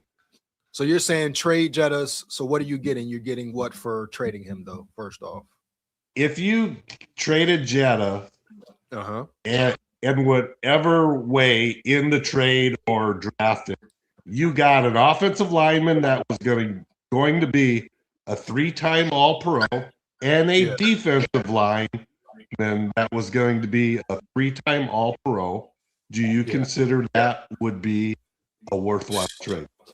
Yeah, if you know, if I'm being purely honest, I would definitely consider. My question would be, like we all know, finding great receivers isn't guaranteed either. But that would be very intriguing for me to entertain that trade, man. Definitely. That's what I really think finding wide receivers that are going to be quality starters isn't as hard as we want to make it out to be. I don't. Okay, so look. But it's much more than receivers. It's a whole offensive unit, right? So let's say, so it's from your coach to your play caller to the line, etc. So if you do find a receiver, but if your coach isn't a good coach or your play caller is not good at play calling, what does it matter? Or if he doesn't, well, and also I can say, if we got one of the top receivers in the league, which we do, what does it matter if our offensive and defensive lines suck? What does that matter? Is it more like what did Detroit do with Megatron? Nothing. What did who was the guy in Houston for years that was just Andre Johnson? Andre Johnson. What did they do with him? Nothing. Right. So you know. But you brought up Purple People Eater. I wonder why you brought that up. Purple People Eater, man. They were awesome. That's what we got to get back to. That's what we got to get back to. Got to get back to the trenches. But the Purple People Eaters team, that offensive line was also just as good as the defensive line. That offensive line was fantastic. But what's the key thing you saying though? Purple People Eater gang, man. That's what we got to get back to. We got to go back to the roots of this shit. Well, they were also called the Minnesota Movers. The Minnesota Moving Company was the offensive line thing. But all of it sound physical though. It comes down to it comes down to they all moved bodies, bro. Yeah, it comes down to physicality talking. You know what I'm saying? Purple People Eaters, the moves. Let me ask y'all this. So in the draft, if the Vikings went all trenches, like you said earlier, T-Bass, right? Would y'all be cool with that? I would be very happy.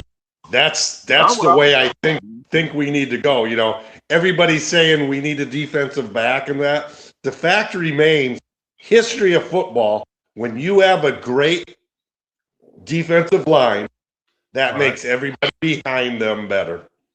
Yeah. The Steel Curtain, the 85 Bears, the Ravens. It starts.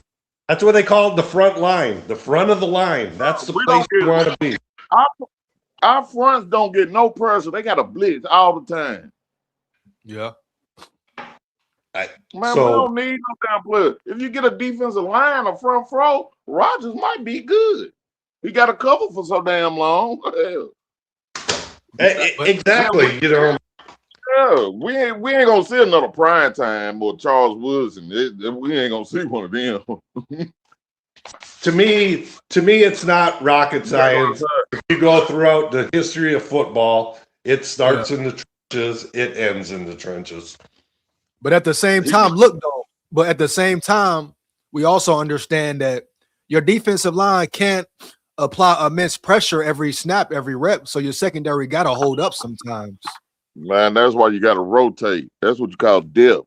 Roll them out there, roll in another fresh foe. Exactly, but we don't have that depth, Dre. That's why you build all trenches. Well, but what about the depth? What about the depth? They free agent, trench. We just seen what won the Super Bowl, SKOL.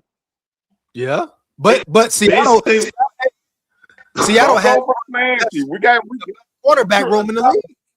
SKOL, I'm on the brink right now. I'm on the brink of losing my sanity. Seahawks have won another Super Bowl, SKOL. Yeah. Basically, what I'm saying is worry about the trenches first. Worry about the trenches first, and then worry about the other thing.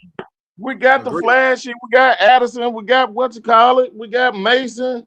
We don't need no more skill. Our physicality is gone. It's gone. That's all I'm saying. Made us weak. KLC made us soft. Hey, Nitro say Randy McDaniel would be crazy to have. Imagine getting your man, look, boy, ever since Corey Stringer died, man, god damn. That might have been what got Danny Green. It's sad, but that Viking blueprint of the 70s, all those guys are gone. You can't even have current ownership or management go back and ask these guys. Man, we had it in the door, TB. We had the physicality coach in the door. They didn't want him. Well, that was Jim Finks. If you know a little bit about Jim Finks, Jim Finks was the Vikings GM that put the Vikings together in the 70s. Then he left and went. I ain't talking about that. Kwesi had the most disciplined physicality coach that was out there, and they let him walk out the door. Well, that wasn't Kwesi's fault. Kwesi wanted him. I know. I'm just saying Kwesi hired him. That's why I don't blame shit on Kwesi. Kwesi did his job. He got his coach. Then he let his coach go from there. That's why I say, you know, I'm sorry. I know it's a touchy subject. Everybody loves Justin Jefferson. I guarantee you, a new GM walks in the door. A few things they are told is one thing: Justin Jefferson is untouchable. He's untouchable. Damn right. We're not gonna. He's our cash cow. Half the stadium is filled with 18 jerseys. You're not gonna do anything with them, even if it is bettering the team. He's our cash cow. We're all about making money. See, this is where you're wrong at, though. This is where you're wrong at, TB. And I can't. We did that with Randy Moss, and we took Troy Williamson. I'm not in a position where we're gonna make the right freaking draft pick if you trade out somebody like Jefferson. No, I can't do it. I don't trust the Vikings. I wouldn't be as a free agent. I take the dice and try to win a Super Bowl. If we don't, you could go. I wouldn't be surprised if behind closed doors, if things go south, ownership is hoping Justin Jefferson demands a trade. That way they can dump him off and not look bad to the fans. All they have to do is say, well, he wanted out of here. Well, and they gonna fuck it up again, and you know it, and you freaking know it, Jake. You done seen it all. So come on, stop. History always repeats itself. It always repeats itself. I'm just saying, boys. Hi, guys. What's going on? Biggest today. How you doing on this Monday? Biggest slap in the face as a Vikings fans you can have, right? No, not really. Not really. Because you know what? That just puts more pressure on the ownership. I a couple years ago was hoping the Lions would win the Super Bowl. Just because then the Vikings are the only NFC North team without a Super Bowl. That just puts pressure on the ownership to produce one. And until then, they're just counting their dollars at the end of the day. This ownership needs, and I feel it in my bones. So I feel it in my freaking bones. This ownership needs pressure to produce a win. Definitely need pressure. Hey, Tech, when you say slap in the face, what do you mean by slap in the face, bro? It just shows that a coach that is a real coach who can coach people to their strengths can get it done. KOC can't get out of his own way, has to throw the ball 45 times a game, refuses to run the ball. I mean, when's the last time we had a decent run game? Dalvin Cook? Maybe 2 years? Since Zimmer left. And we played, But if you look at where KOC has coached, I think he coached with the Redskins. They had a terrible running game. What I tell you was, SKOL, I said he's a fake ass Josh McDaniels. And what Josh McDaniels do last night with that sorry ass offense, like he still got a Tom Brady. Yeah, I mean that came down to quarterback play as well. All that. Okay, don't let him win the game. Run the ball. They got two good running backs. But that's where defense comes in at, man. Seattle defense.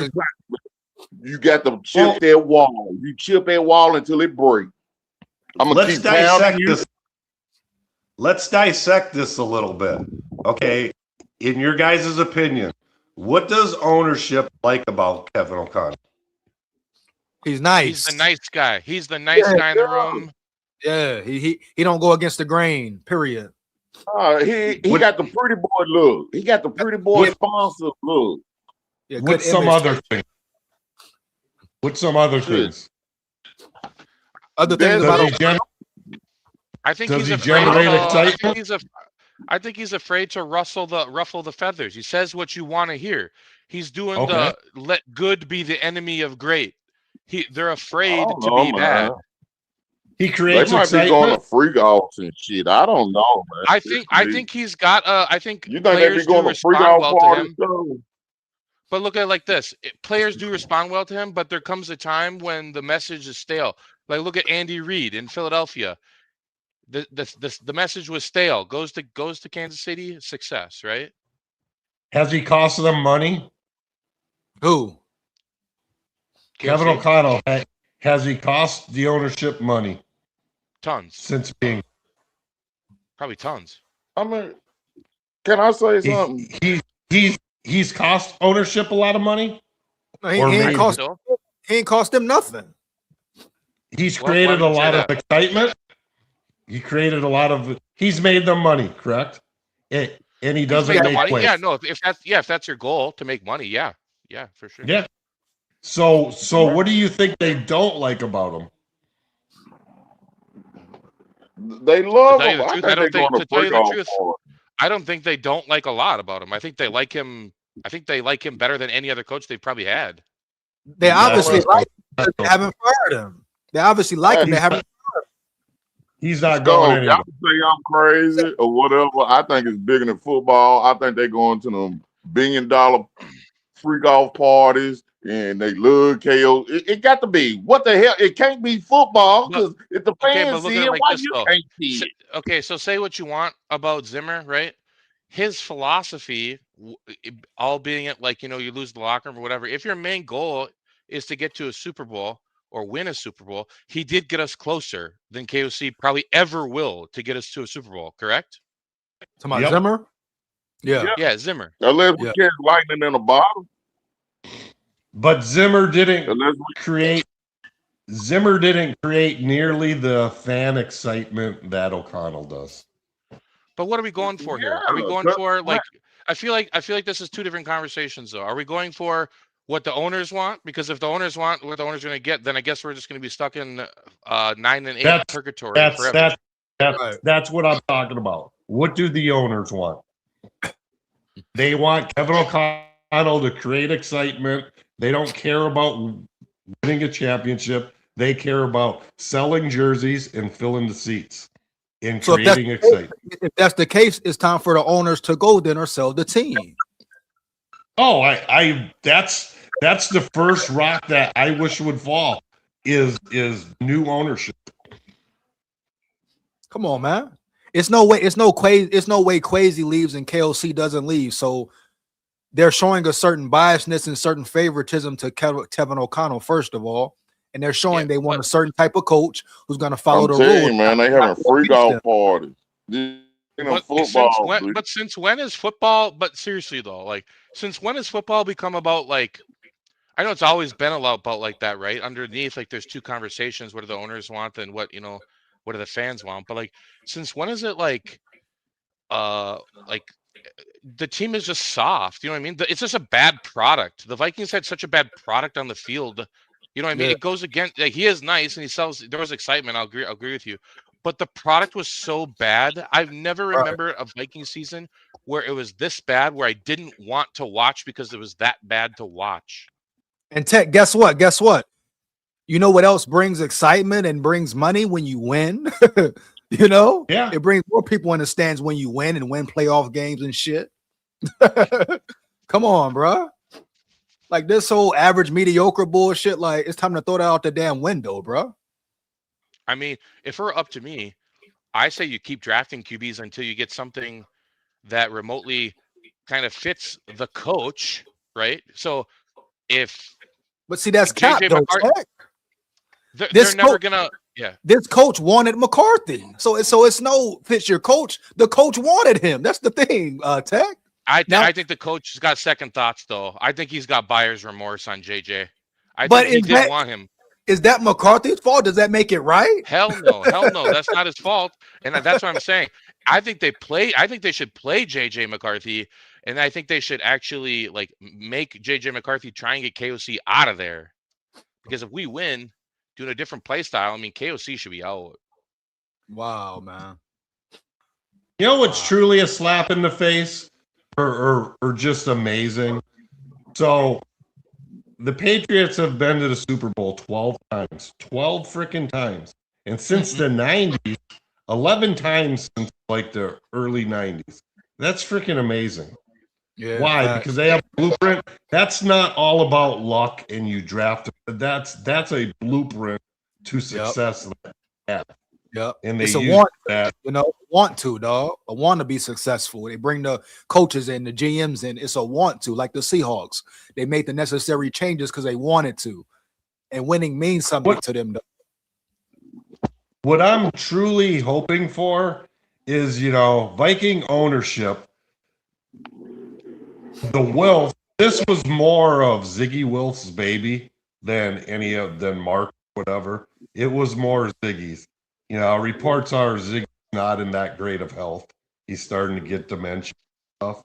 I'm just wondering if, being it was his baby, that maybe, you know, when things go really bad, Mark might not want to be a team owner, and they end up selling. That's why is he doing all these press conferences? Then just sell the team and sit down. Well, he's doing it because Ziggy can't anymore. Ziggy's health is not good, and this was more of a Ziggy thing than a Mark Wolf thing, owning a NFL team.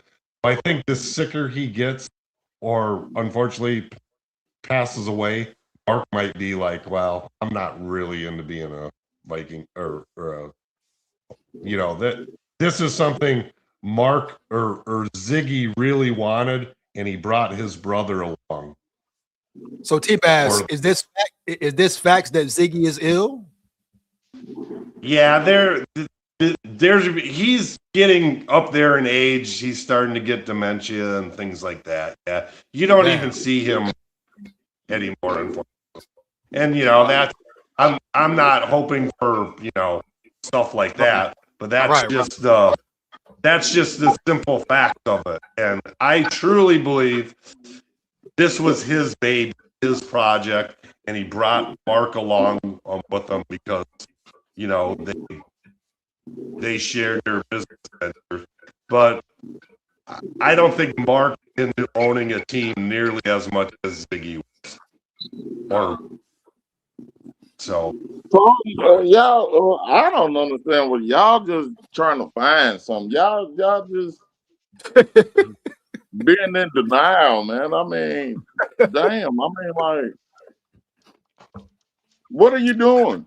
Are they what you doing with the money? Y'all making money over money? What they in there doing? Y'all getting high? What the hell is going on? That's where we at. It's bigger than football. What y'all doing? Where y'all going overseas partying? UK? What the fuck? What the fuck is going on?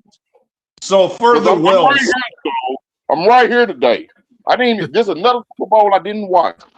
Yeah. So for the Wills, owning the Vikings is just one branch of their business empire.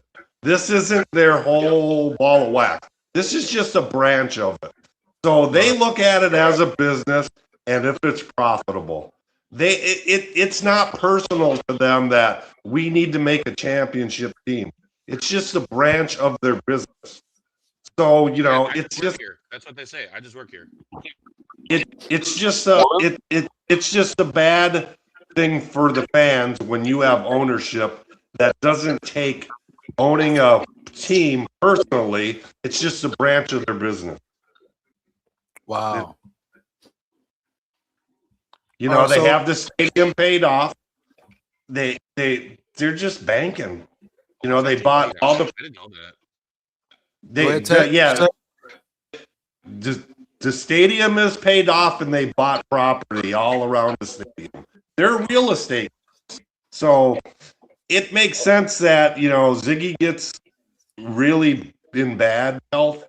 They might just dump it because they're going to make a lot of money off of it. They paid off that stadium quick. Yeah, it makes sense. We should do a clean house, man. Like I said, clean house.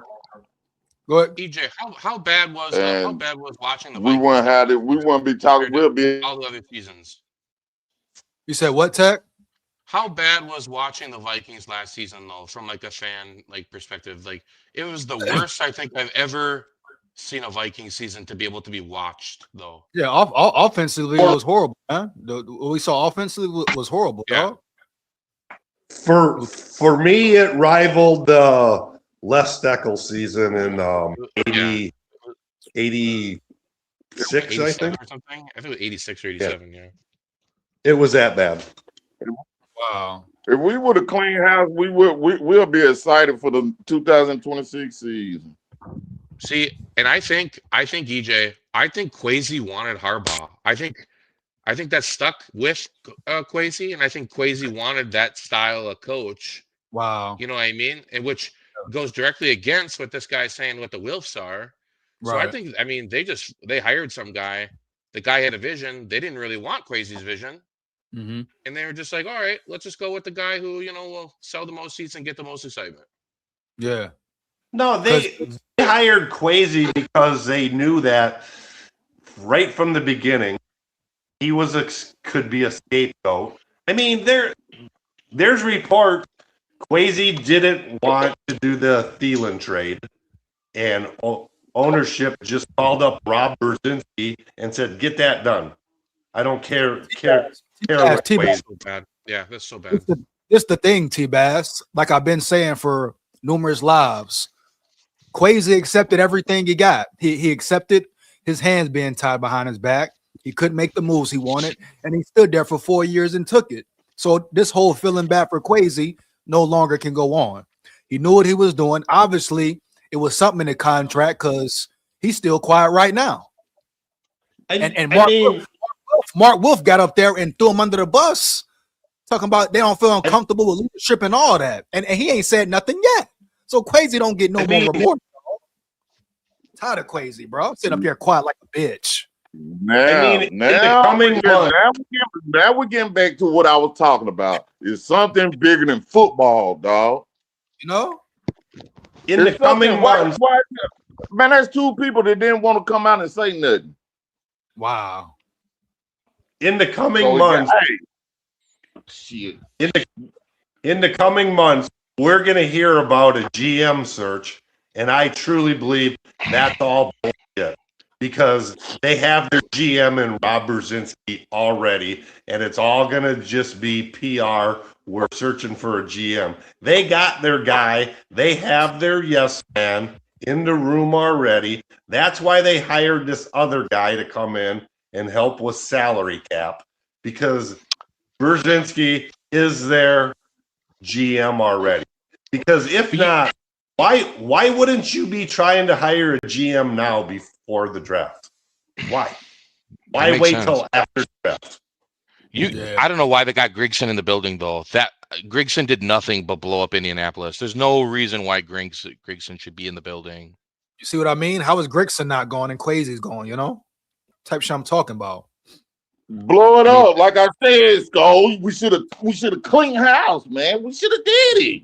Damn. I mean, do you think the only reason Kwesi's quiet though is because he's trying to get another job? I mean, I'm just thinking hell about that. No, man. You can still get a job if you were being done wrong. That'll help you get another job. Hell no. Man, look, I could be the GM, I could be the coach, I could be all of them in one. This shit is not that damn hard. That's why I say it's bigger. I don't know if it's political or what the fuck is going on. Let me ask y'all this: Are y'all happy? Are y'all happy for Sam Darnold? Hell, fuck him. Fuck all the goddamn Vikings that played on the goddamn team that got a ring. Fuck all y'all right now. Come on, man. Shout out Sam, man. I'm happy for him. If we didn't win it, fuck you. That's where I'm at now, SKOL. I get like this every year. Super Bowl when we don't host the Lombardi. Because guess what? Every year we have a former Viking that was on the team that you couldn't get nothing out of because you stuck in your ways. All of a sudden, he looked like an all-pro. That's funny. That guy just said Zimmer wouldn't oil up. That's funny. Who said that? Checked out when they oil up. That's why he got fired, dog. Zimmer wouldn't oil up. That's facts. Man, no, it wasn't. Zimmer, that's a damn field. Zimmer checked out when Spellman when it got Kirk Cousins. Yeah, he was mad at that. He checked all the way out. And here's something contract to be up and got fired. He got what he wanted. I got fired. I got my paycheck. Deuces. Because you went and got the punk ass quarter captain. He looked like old Captain America looking at his boy that drove our ship straight to the dirt. And we still here's something to look for that nobody talks about, and I think may be a major issue next season is with CJ Ham's retirement. They say he was the locker room guy. He was the team leader. And now you're missing that on a dysfunctional team already. That could go south really quick without a guy like that. That is the rock of the locker room. I don't care about his talent, what he did on the field. They said he was the rock of the locker room that players looked to. And he's gone now. Well, I mean, I wouldn't say somebody else got to do it now. You got to pass the torch. He pops. You been there, got there. You should have been gone. I wouldn't say it's the dysfunction amongst the players, though. I feel like it's more dysfunction in the office. No. I'm not saying dysfunction of the players, but when things are dysfunctional, you got that rock in the locker room to unite the players and stuff. Now that's gone. Who's going to step up?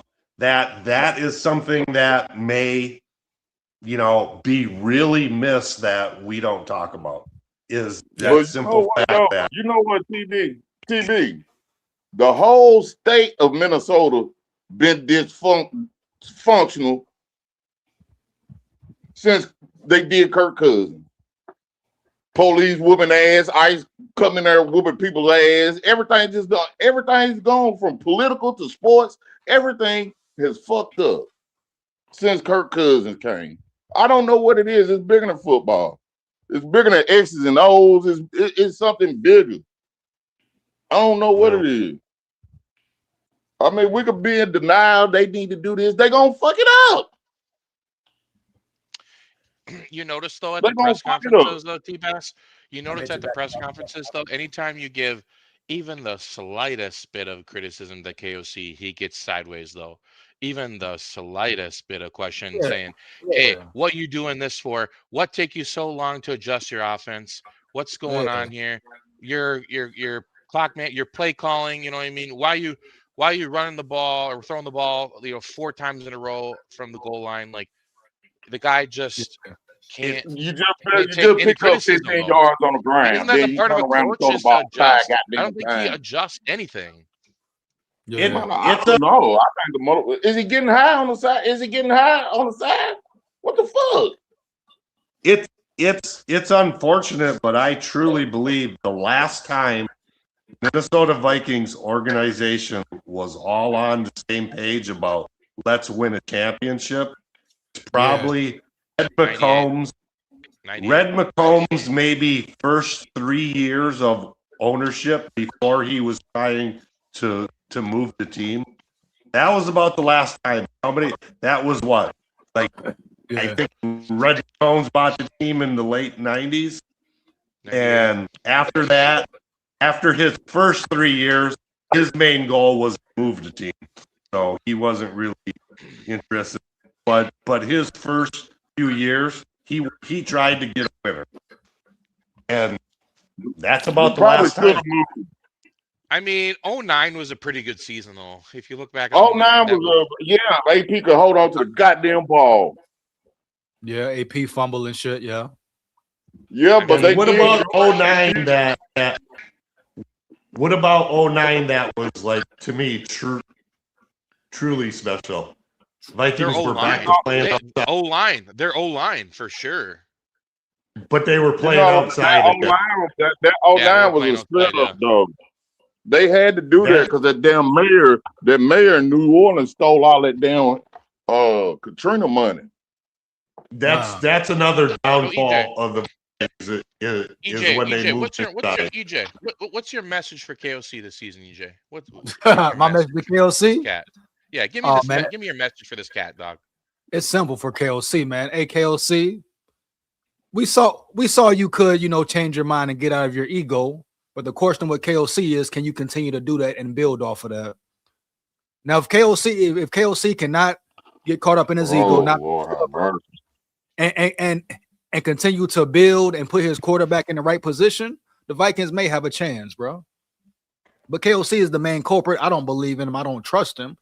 But if he can make the necessary changes for this team and change his playbook and scheme, the Vikings have a chance. And develop McCarthy. I just like catching lightning in a bottle. But I don't know if KOC can do that, bro. I don't trust this. Yes. What you got, Keep asked? I would say hire an offensive coordinator to call the plays. You're the head coach. You tell them what you want, and here's my vision, and let the offensive coordinator run with it and call the plays. And you be a true head coach and have your hands in all aspects of the game. That's the offensive line, the defensive line, special teams, offense, defense. Like head coaches. Y'all know he won't do that, man. He wants to call play for some reason. He has to feel empowered by calling plays. But you know why? I figured it out though. I was thinking about this last night. Okay, I was thinking about this last night, EJ. Do you know why KOC is that stubborn? Because he won a Super Bowl doing it that way one time with a Hall of Fame quarterback who might be one of the better throwers of the football we've ever seen in Matthew Stafford. So the fact, if he never would have had any success winning a Super Bowl, I think it's a lot easier for him to adjust here, maybe. But he wasn't calling the plays on the Rams. He wants to be like. He wasn't calling plays, no. But he's seen that system. He's seen that system, kind of. You know what I mean? So he's making his own version of it. Bingo. He's so egotistical and arrogant that he wants to be known in the lines of the Andy Reids and his past boss. I'm the head coach, and I called the plays, and we're a winner. Even if he's struggling, he's not going to be because of his ego. Here's the thing I got for you guys. So they're saying going into this draft, it's going to be Kevin O'Connell and Brian Flores making the decisions. So let's say at pick 18, B-Flow is slamming his hand on the table. We need this defensive tackle, and O'Connell's slamming his thing on the table saying we need this wide receiver. Who's going to decide who's right and who's wrong? The Nut Riders. Is it Brzezinski? Brzezinski? Is it Brzezinski a non? Yeah, the Nut Riders, for sure. Who's in charge? We're back to a non-football guy, a number guy making the decisions.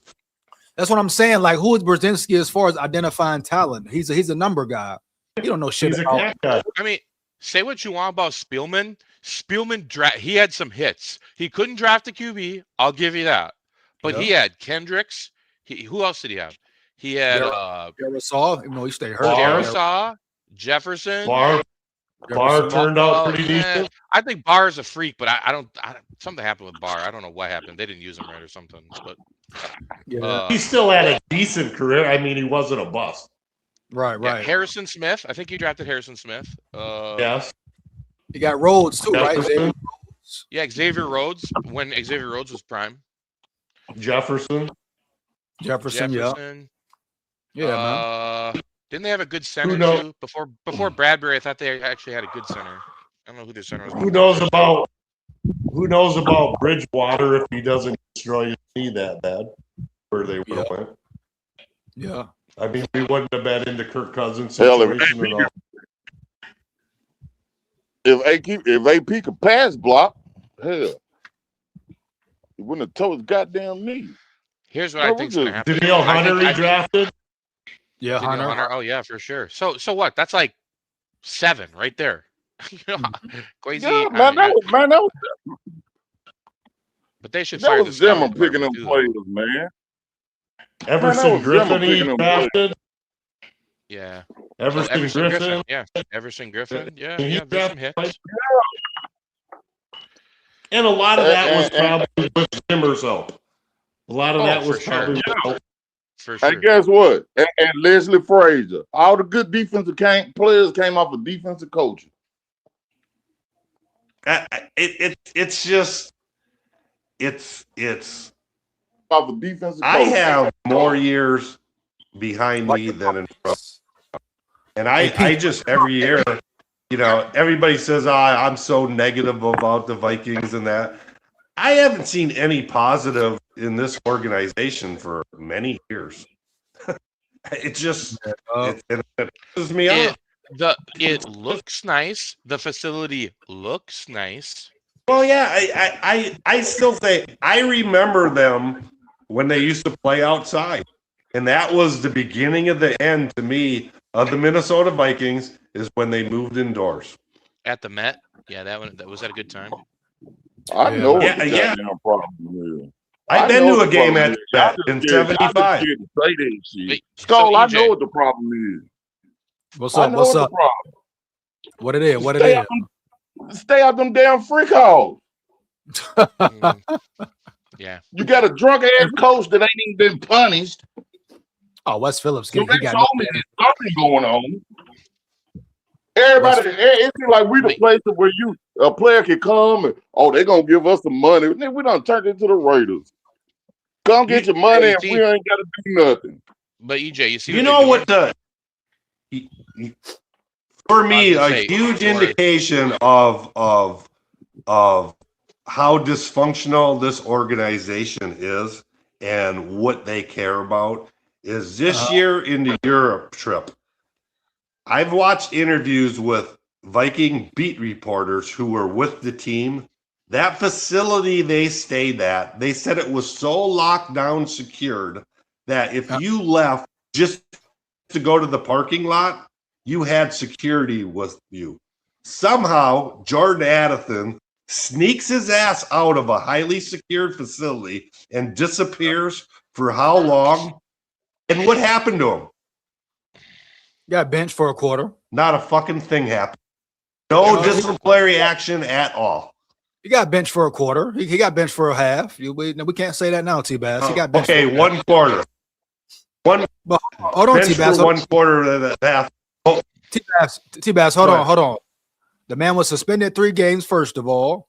And I understand Jordan Addison getting in trouble and all that. But if we want to talk about Addy, we got to speak on Wes Phillips. A guy who's supposed to be a leader. He's a play caller. Instead of him getting ready for a game, he's out there. No. Yeah. And he got no ramifications for that. That's Him too. You know? Both of them, yeah. Yeah, that's what I'm saying. Like they both should be gone. Go ahead, they both should be gone. All right.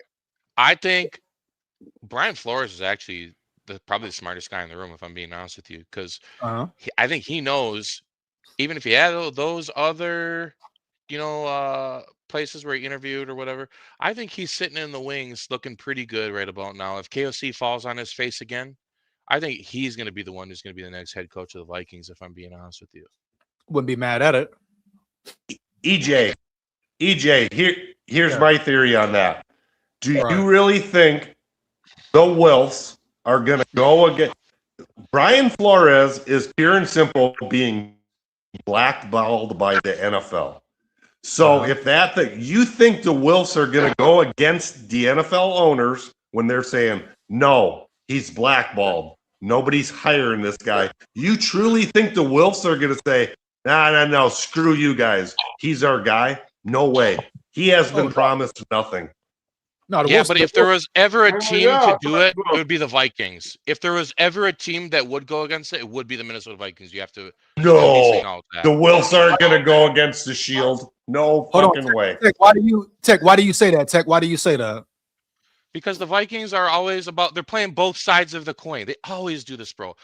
We want to be great, but we're not going to take the actions to do great. We're going to go with the Shield, but Brian Flores has really shown us such a great thing. We're going to hire him.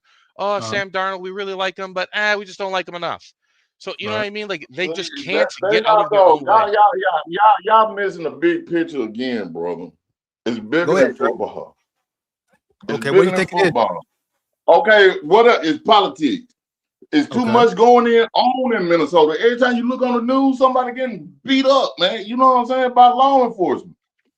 Okay. It's something going on. So whatever political party, if they Democrat and Minnesota Democrat state, they'll get what you call it. Cause look at the black folk. We got a black man. We ain't. They gonna do that.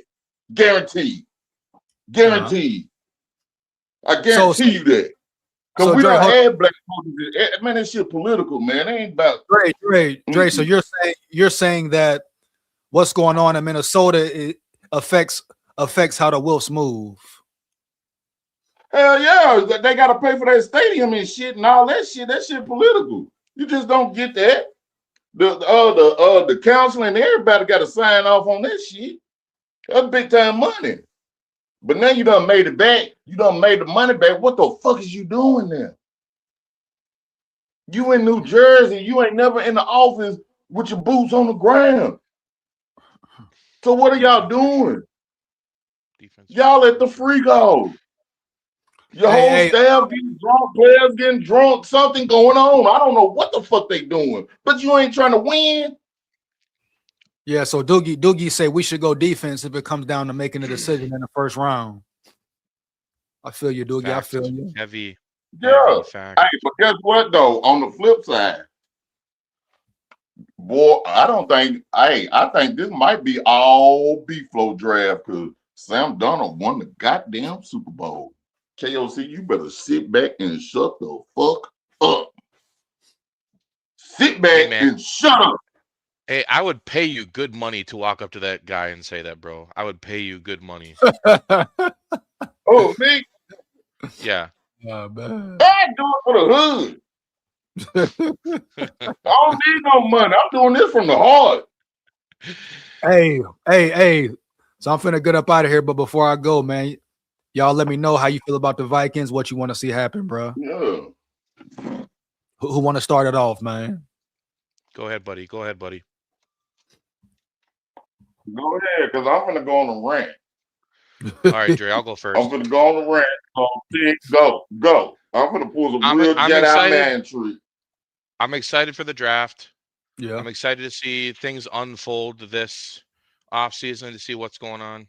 Right. I think next year is going to be a real telltale sign of where the Vikings, if what they say is going to be matching what they do. And if we can basically get through the season without being basically forced to take our blood pressure medication because it's so bad to watch this team play offense sometimes, I think that there's a chance if they just go back to the basics, like EJ says, we need to get in the trenches, get some meaty dogs. Yeah. Meat dogs. We got the meats. We need the meats. Man, we need to be able to start from the foundation, and then McCarthy can be successful. But if KOC don't get out of his way, man, he may be gone before the end of the season, bro. If it's that bad, he may be gone before the end of the season. That's it. What you got, Dre? What you got for us, dog? Man, I don't know, man. I'm scared to even say something might get you kicked off YouTube. Oh man, don't do that. Because I know what's going on, so you know? I know what's going on. I know what's going on, Will. Yeah. I know what's going on. And I ain't scared. You'll get scared before I get scared. Hey, I'm talking over here. He know what I'm talking about. I done been down through that, Mr. Will. Right. Yeah, this the same nigga that wrote your ass in 2010 when they traded Randy Moss. Yeah. Andre Sutton. Yeah. Yeah. So what? I'm looking up. Yeah. I'm pissed off. I'm on one. So I'm on my clock right now. What you EJ, say? are you from the Minnesota, EJ? No. Oh, I thought you were from Minnesota. You were born and raised or something. No, dog. I'm gonna go, man. Hey, Viking family, purple people eater. I don't want to hear no more SKOL talk and chants. We got to go get back to the roots. What made you become a Vikings fan? We got to go back to the roots. We got to drop the shit and go back to purple people eaters. You said what? That's dog. I said, what made you become a Vikings fan, man? Of all 32 teams and you didn't grow up in Minnesota, what made you become a Vikings fan, dog? 98 when they drafted Moss, dog. Oh, yeah, Moss's. Yeah, man. I used to watch Moss all the time. Man, that's a once-in-a-lifetime play right there, brother. Oh, that's a once-in-a-lifetime guy. Yeah, my mama was a Viking fan, and she used to love Ahmad Rashad. That's how I became one. Yeah, I was young as hell watching Moss too, dog. All up in Marshall, going on top of their ass, dog. Moss was a beast, dude. He would run by guys like they were like basically like breaking their ankles like nothing, dude. Hell yeah, bro. Real shit. But I'm sorry, Viking fans. Hey, get used to it. That's all I can say. Get used to it. Get used to it. Yeah. We gotta win, man. We gotta win, man. Come on, man. Man. Look, this, EJ, so, you better hit the gym. You better hit the gym later today, EJ. Those arms are looking a little soft today, buddy. Hey, I'll put you on your head top tech. You hear me? Come on, man. Hey, if the Vikings win a Super Bowl, EJ, if the Vikings win a Super Bowl this year, we'll wrestle. We'll wrestle on stream. Bet we do it for if the they win a Super Bowl, if they win a Super Bowl, I will walk up there. I will walk to the parade. Come on, with man. no money in my pocket too.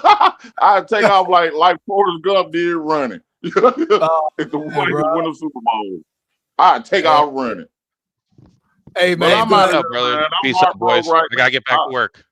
For sure. Yeah, hey, good luck. Thanks for having me, boys. Take care, bye. Yeah, love you, brothers. Love you guys. All right, bro. Much love. Hey, much love. SKOL. SKOL. I'm out of here. Hey, SKOL, I'm hurt right now. Hey, I ain't watched the Super Bowl since Janet Jackson showed titty was out. I missed it. Dang. But I'm hurt, fam. I'm out, bro. It'll be straight, bro. It'll be straight, man. Hold it down, bro, for sure. Hey, shout out Dre in the building, man. Shout out Tech in the building. Shout out T-Bass as well, bro. You know, a lot going on in Minnesota, bro. We gotta just try to stay positive. Look forward to next year, man. See what the hell KOC gonna do. What the hell this offense gonna look like. You hear me? How they gonna look in the damn draft, man? You know, a lot of comments too, bro. Let's break some of these comments down before I get up out of here, man. Shout out to my big dogs, my Levy dogs in the chat. Y'all much appreciated, man. You know, never forget it, dog. Nitro says, where's the proof of this with Ziggy health decline? I can't find a single source to support that.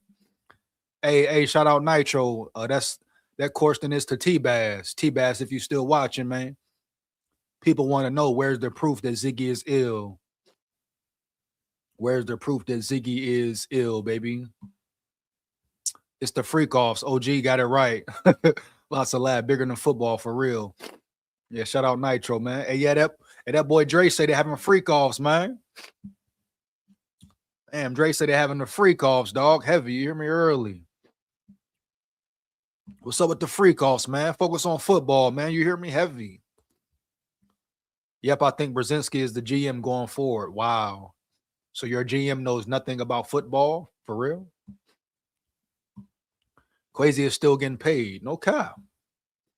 He still was a purr bitch, though. You hear me? A purr bitch. Damn ads. Hey, man. What's wrong with the ads, Northfrius? What's up with the ads, baby? Hey.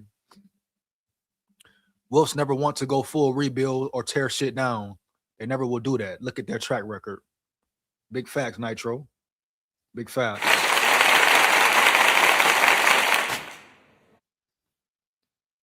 I'm gonna get into the comments pretty quick, man.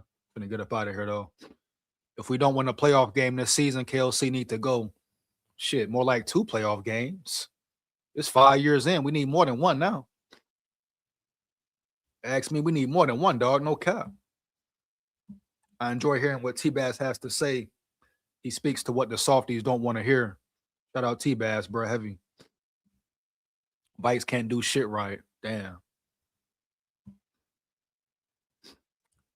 Kirk Cousins was the harbinger of Minnesota chaos. Crazy work, man. Shout out Raymond. Shout out Raymond in the building. Mistake bringing in KC and paying. Yeah, bro. See what we got here. A lot going on in Minnesota territory, dog. For real. That card guy in the building. We learned our organization is ass. Damn. Real talk, though. Real talk. Davey in the building. Davey OG in the building. At this point, we don't know who actually is in charge.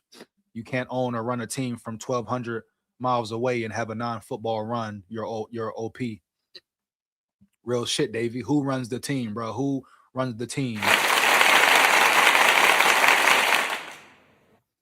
Some say it's KOC now. Some say it's Brzezinski. Some say it's the new guy from Seattle. I guess we'll find out. Fan since 1963. Shout out Davey OG in the building. You hear me? Heavy.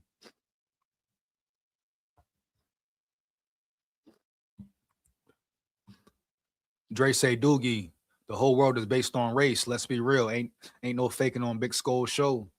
That boy Dre coming in hot, man. Coming in hot, man. What's really going down in Minnesota, bro? A lot of questions to ask. We got plenty of time to get into it. You already know what it is, man. Shout out all my big dogs, my Levy dogs, subscribers, supporters in the chat. Make sure you like, comment, and subscribe once again. Share this with everybody you know. Support the grind, support the channel, bro. Heavy. My boy Jeff, my dog Jeff in the building. What up, Jeff? I blame the fans who are crybabies. That boy Jeff, hey, let him know, Jeff. Let him know, Jeff. A lot of fans be crying, man. A lot of fans be crying for the wrong things, be wanting the wrong things. You hear me? Heavy. Minnesota Spike Grow in the building. What up, dog? Minnesota is a lost state at the moment. Wow. That's a big statement, a real big statement, baby. Heavy. Wow, bro. He said Minnesota is a lost state at the damn moment. You hear me? Heavy. Wow. Shout out in Minnesota Spike Grow in the building. Wow, man. Jeff Swanson says, me included. You're absolutely correct. I asked you guys, why is Minnesota a lost state, bro? You know, why is Minnesota a lost state right now? You think it's what? Politics? Think it's money? Guapino Federale? Race? Business? What, man? I must know. I repeat, I must know. Especially if you're in the state of Minnesota. What are you observing on a day-to-day basis, baby? Yeah. You know, let's really get to the root of the problem, the main issue around yonder. Vikings are in a state of chaos, though. Right now, who is running the show? What's the collective vision? The path to success? IDK, if there is a singular goal, vision being held right now. Wow, my dog Nitro coming real. And that's the big question, right, Nitro? Like, what is the purpose? What is the point? What is the ultimate goal? Where do you want to be? Is it to continue to be average, continue to be mediocre, continue to be one and done in the playoffs? Or is it a bigger goal? Are the fans even cared about around yonder? Does the Super Bowl, right, even matter? We see teams year after year really put the work in, bring the players in to build a Super Bowl team, to build a Super Bowl roster, and the Vikings have yet to do it. If they do have a roster, the defense was elite this year, but the offense wasn't shit. Inconsistency all over the offense for years. And the main culprit never gets the blame.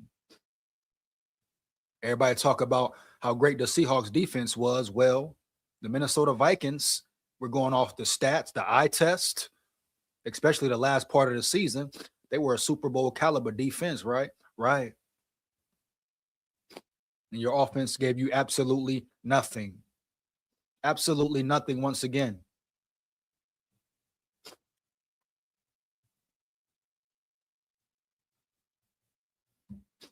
Doogie says, I don't think it's racial. I don't think. Yeah, it's kind of tough to say racial, but is it favoritism? Is it politics? Is it the Wilfs just caring about the money? That could definitely be it. But it could be race as well, homie. You know, we've seen certain things where race is involved. Like we live in a world where sometimes race is the issue, right? I mean, to me, it's good or bad. You either good or you evil, you know? Good or evil has no color, right? Demons have no color, right? Period. But certain situations do have to do with color, bruh. Heavy. I know everybody say humanity this, humanity that. Well, sometimes there's no humanity involved. For real, bro. That's just the world we live in, period. No cap, bottom line. But what's going on in Minnesota football-wise? Who knows, bro?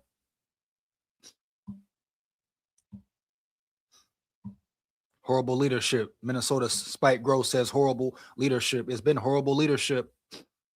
Right? That's very true. That's the main thing going on. Whatever you want to talk about really is null and void. It's been piss poor leadership from top to bottom, from your owners, from your head coach, from your GM. All that, bro. But I really want to know what's going on around yonder in many. And the question is, will it ever change? But if your Wolves, if your owners don't want to win at the highest level, it doesn't matter. So what are we doing all this shit for? Talking about the Vikings, homie, spending time on the Vikings, right? Trying to figure out ways how they could win a Super Bowl, what they need. Like if the owners don't want to win, what the hell does it matter, bro? Right? Why did George Floyd and his family not rebuild in Minnesota?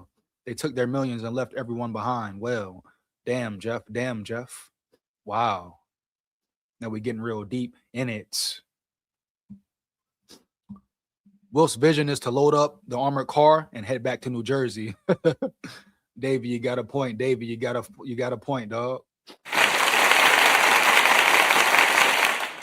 Wow, man.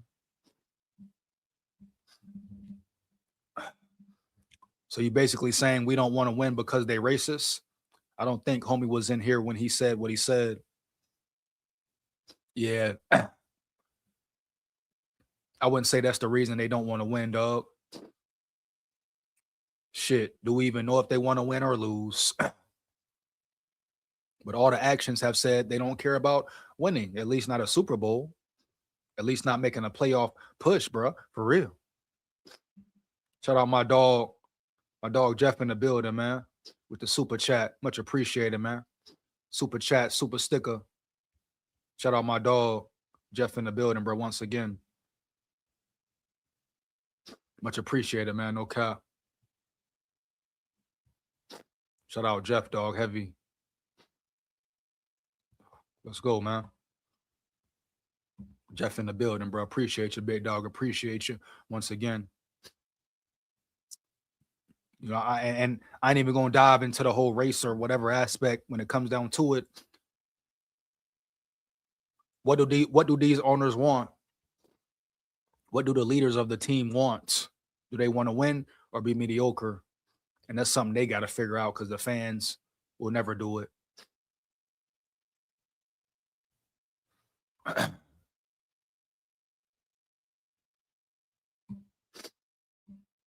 It's a lost state because of everything. Name something. It's an issue here. I live here. He ain't wrong. This state has countless issues. And I'm going to be honest, it's Democrats' fault. Wow. That card guy says it's the Democrats' fault. Wow. Damn, bro.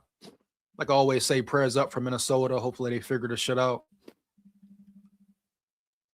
You know? All my friends and family in Hennepin County are absolutely plugged in into what is happening, and it's sad. Wow, bro. Vikes didn't have a competent O-line or running game. Big facts. They have run this state for 50 years and steadily driving into the ground.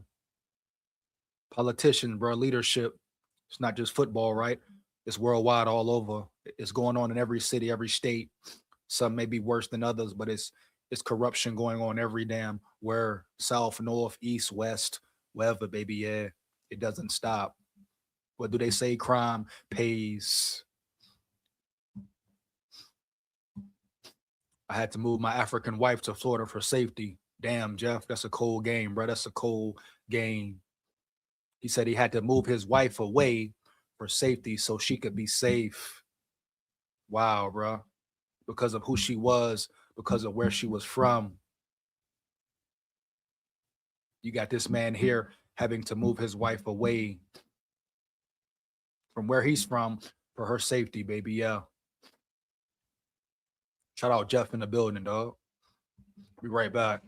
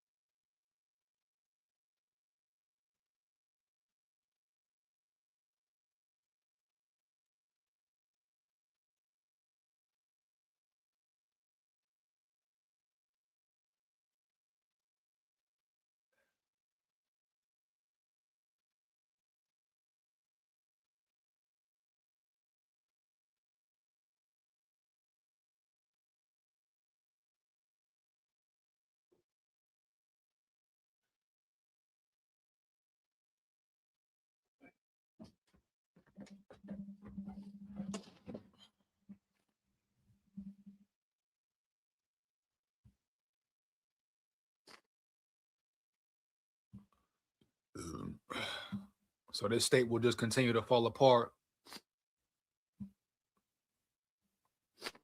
Government football team. Facts are the facts. And the fact is, Democrats have had control over Minnesota for decades. And look where we are. Any topic regarding this state, it's in bad shape. Shout out my dog, that card guy in the building, bro. Heavy, you hear me? Heavy.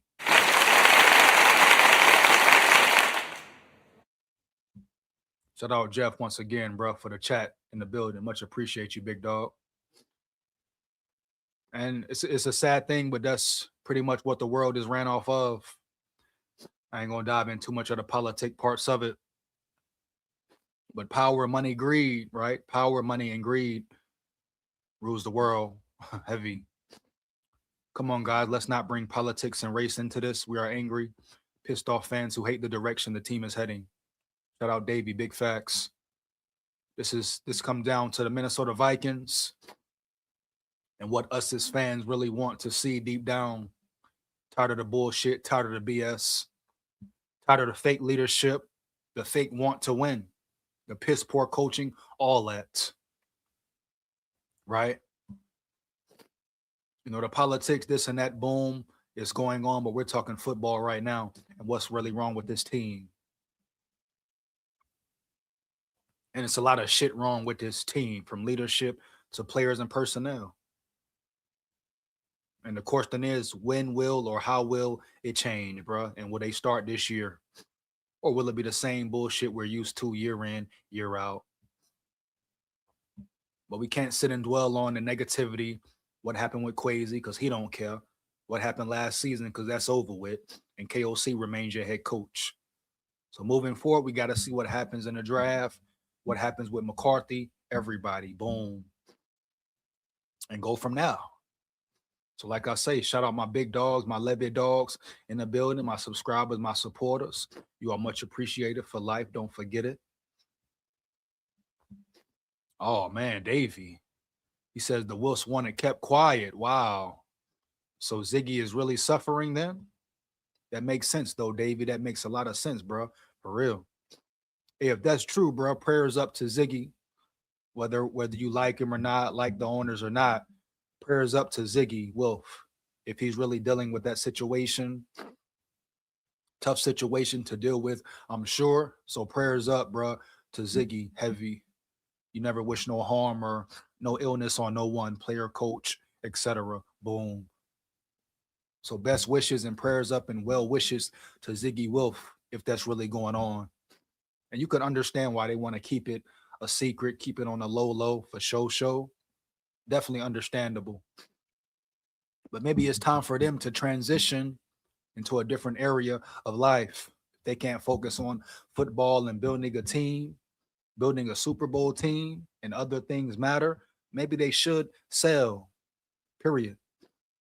Maybe they should really think about selling this team as a whole. And let some owners come up in here around yonder, man, who really want to win, right? Who really want to bring a championship to Minnesota, homie. Yeah. Because it's not fair to the fans. It's not fair to the city or the state. And true, real fans who really want to see them boys win. It's not fair at all.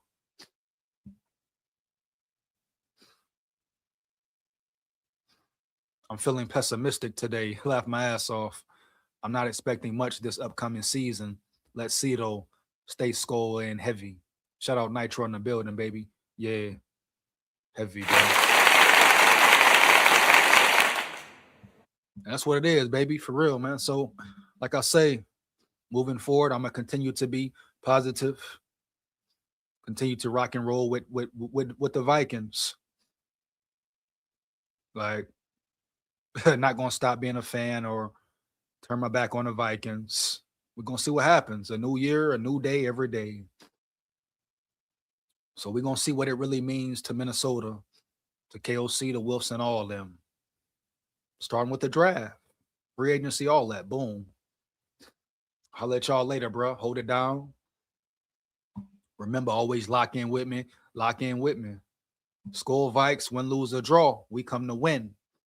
Guess what? We run the North. Believe that. Yeah.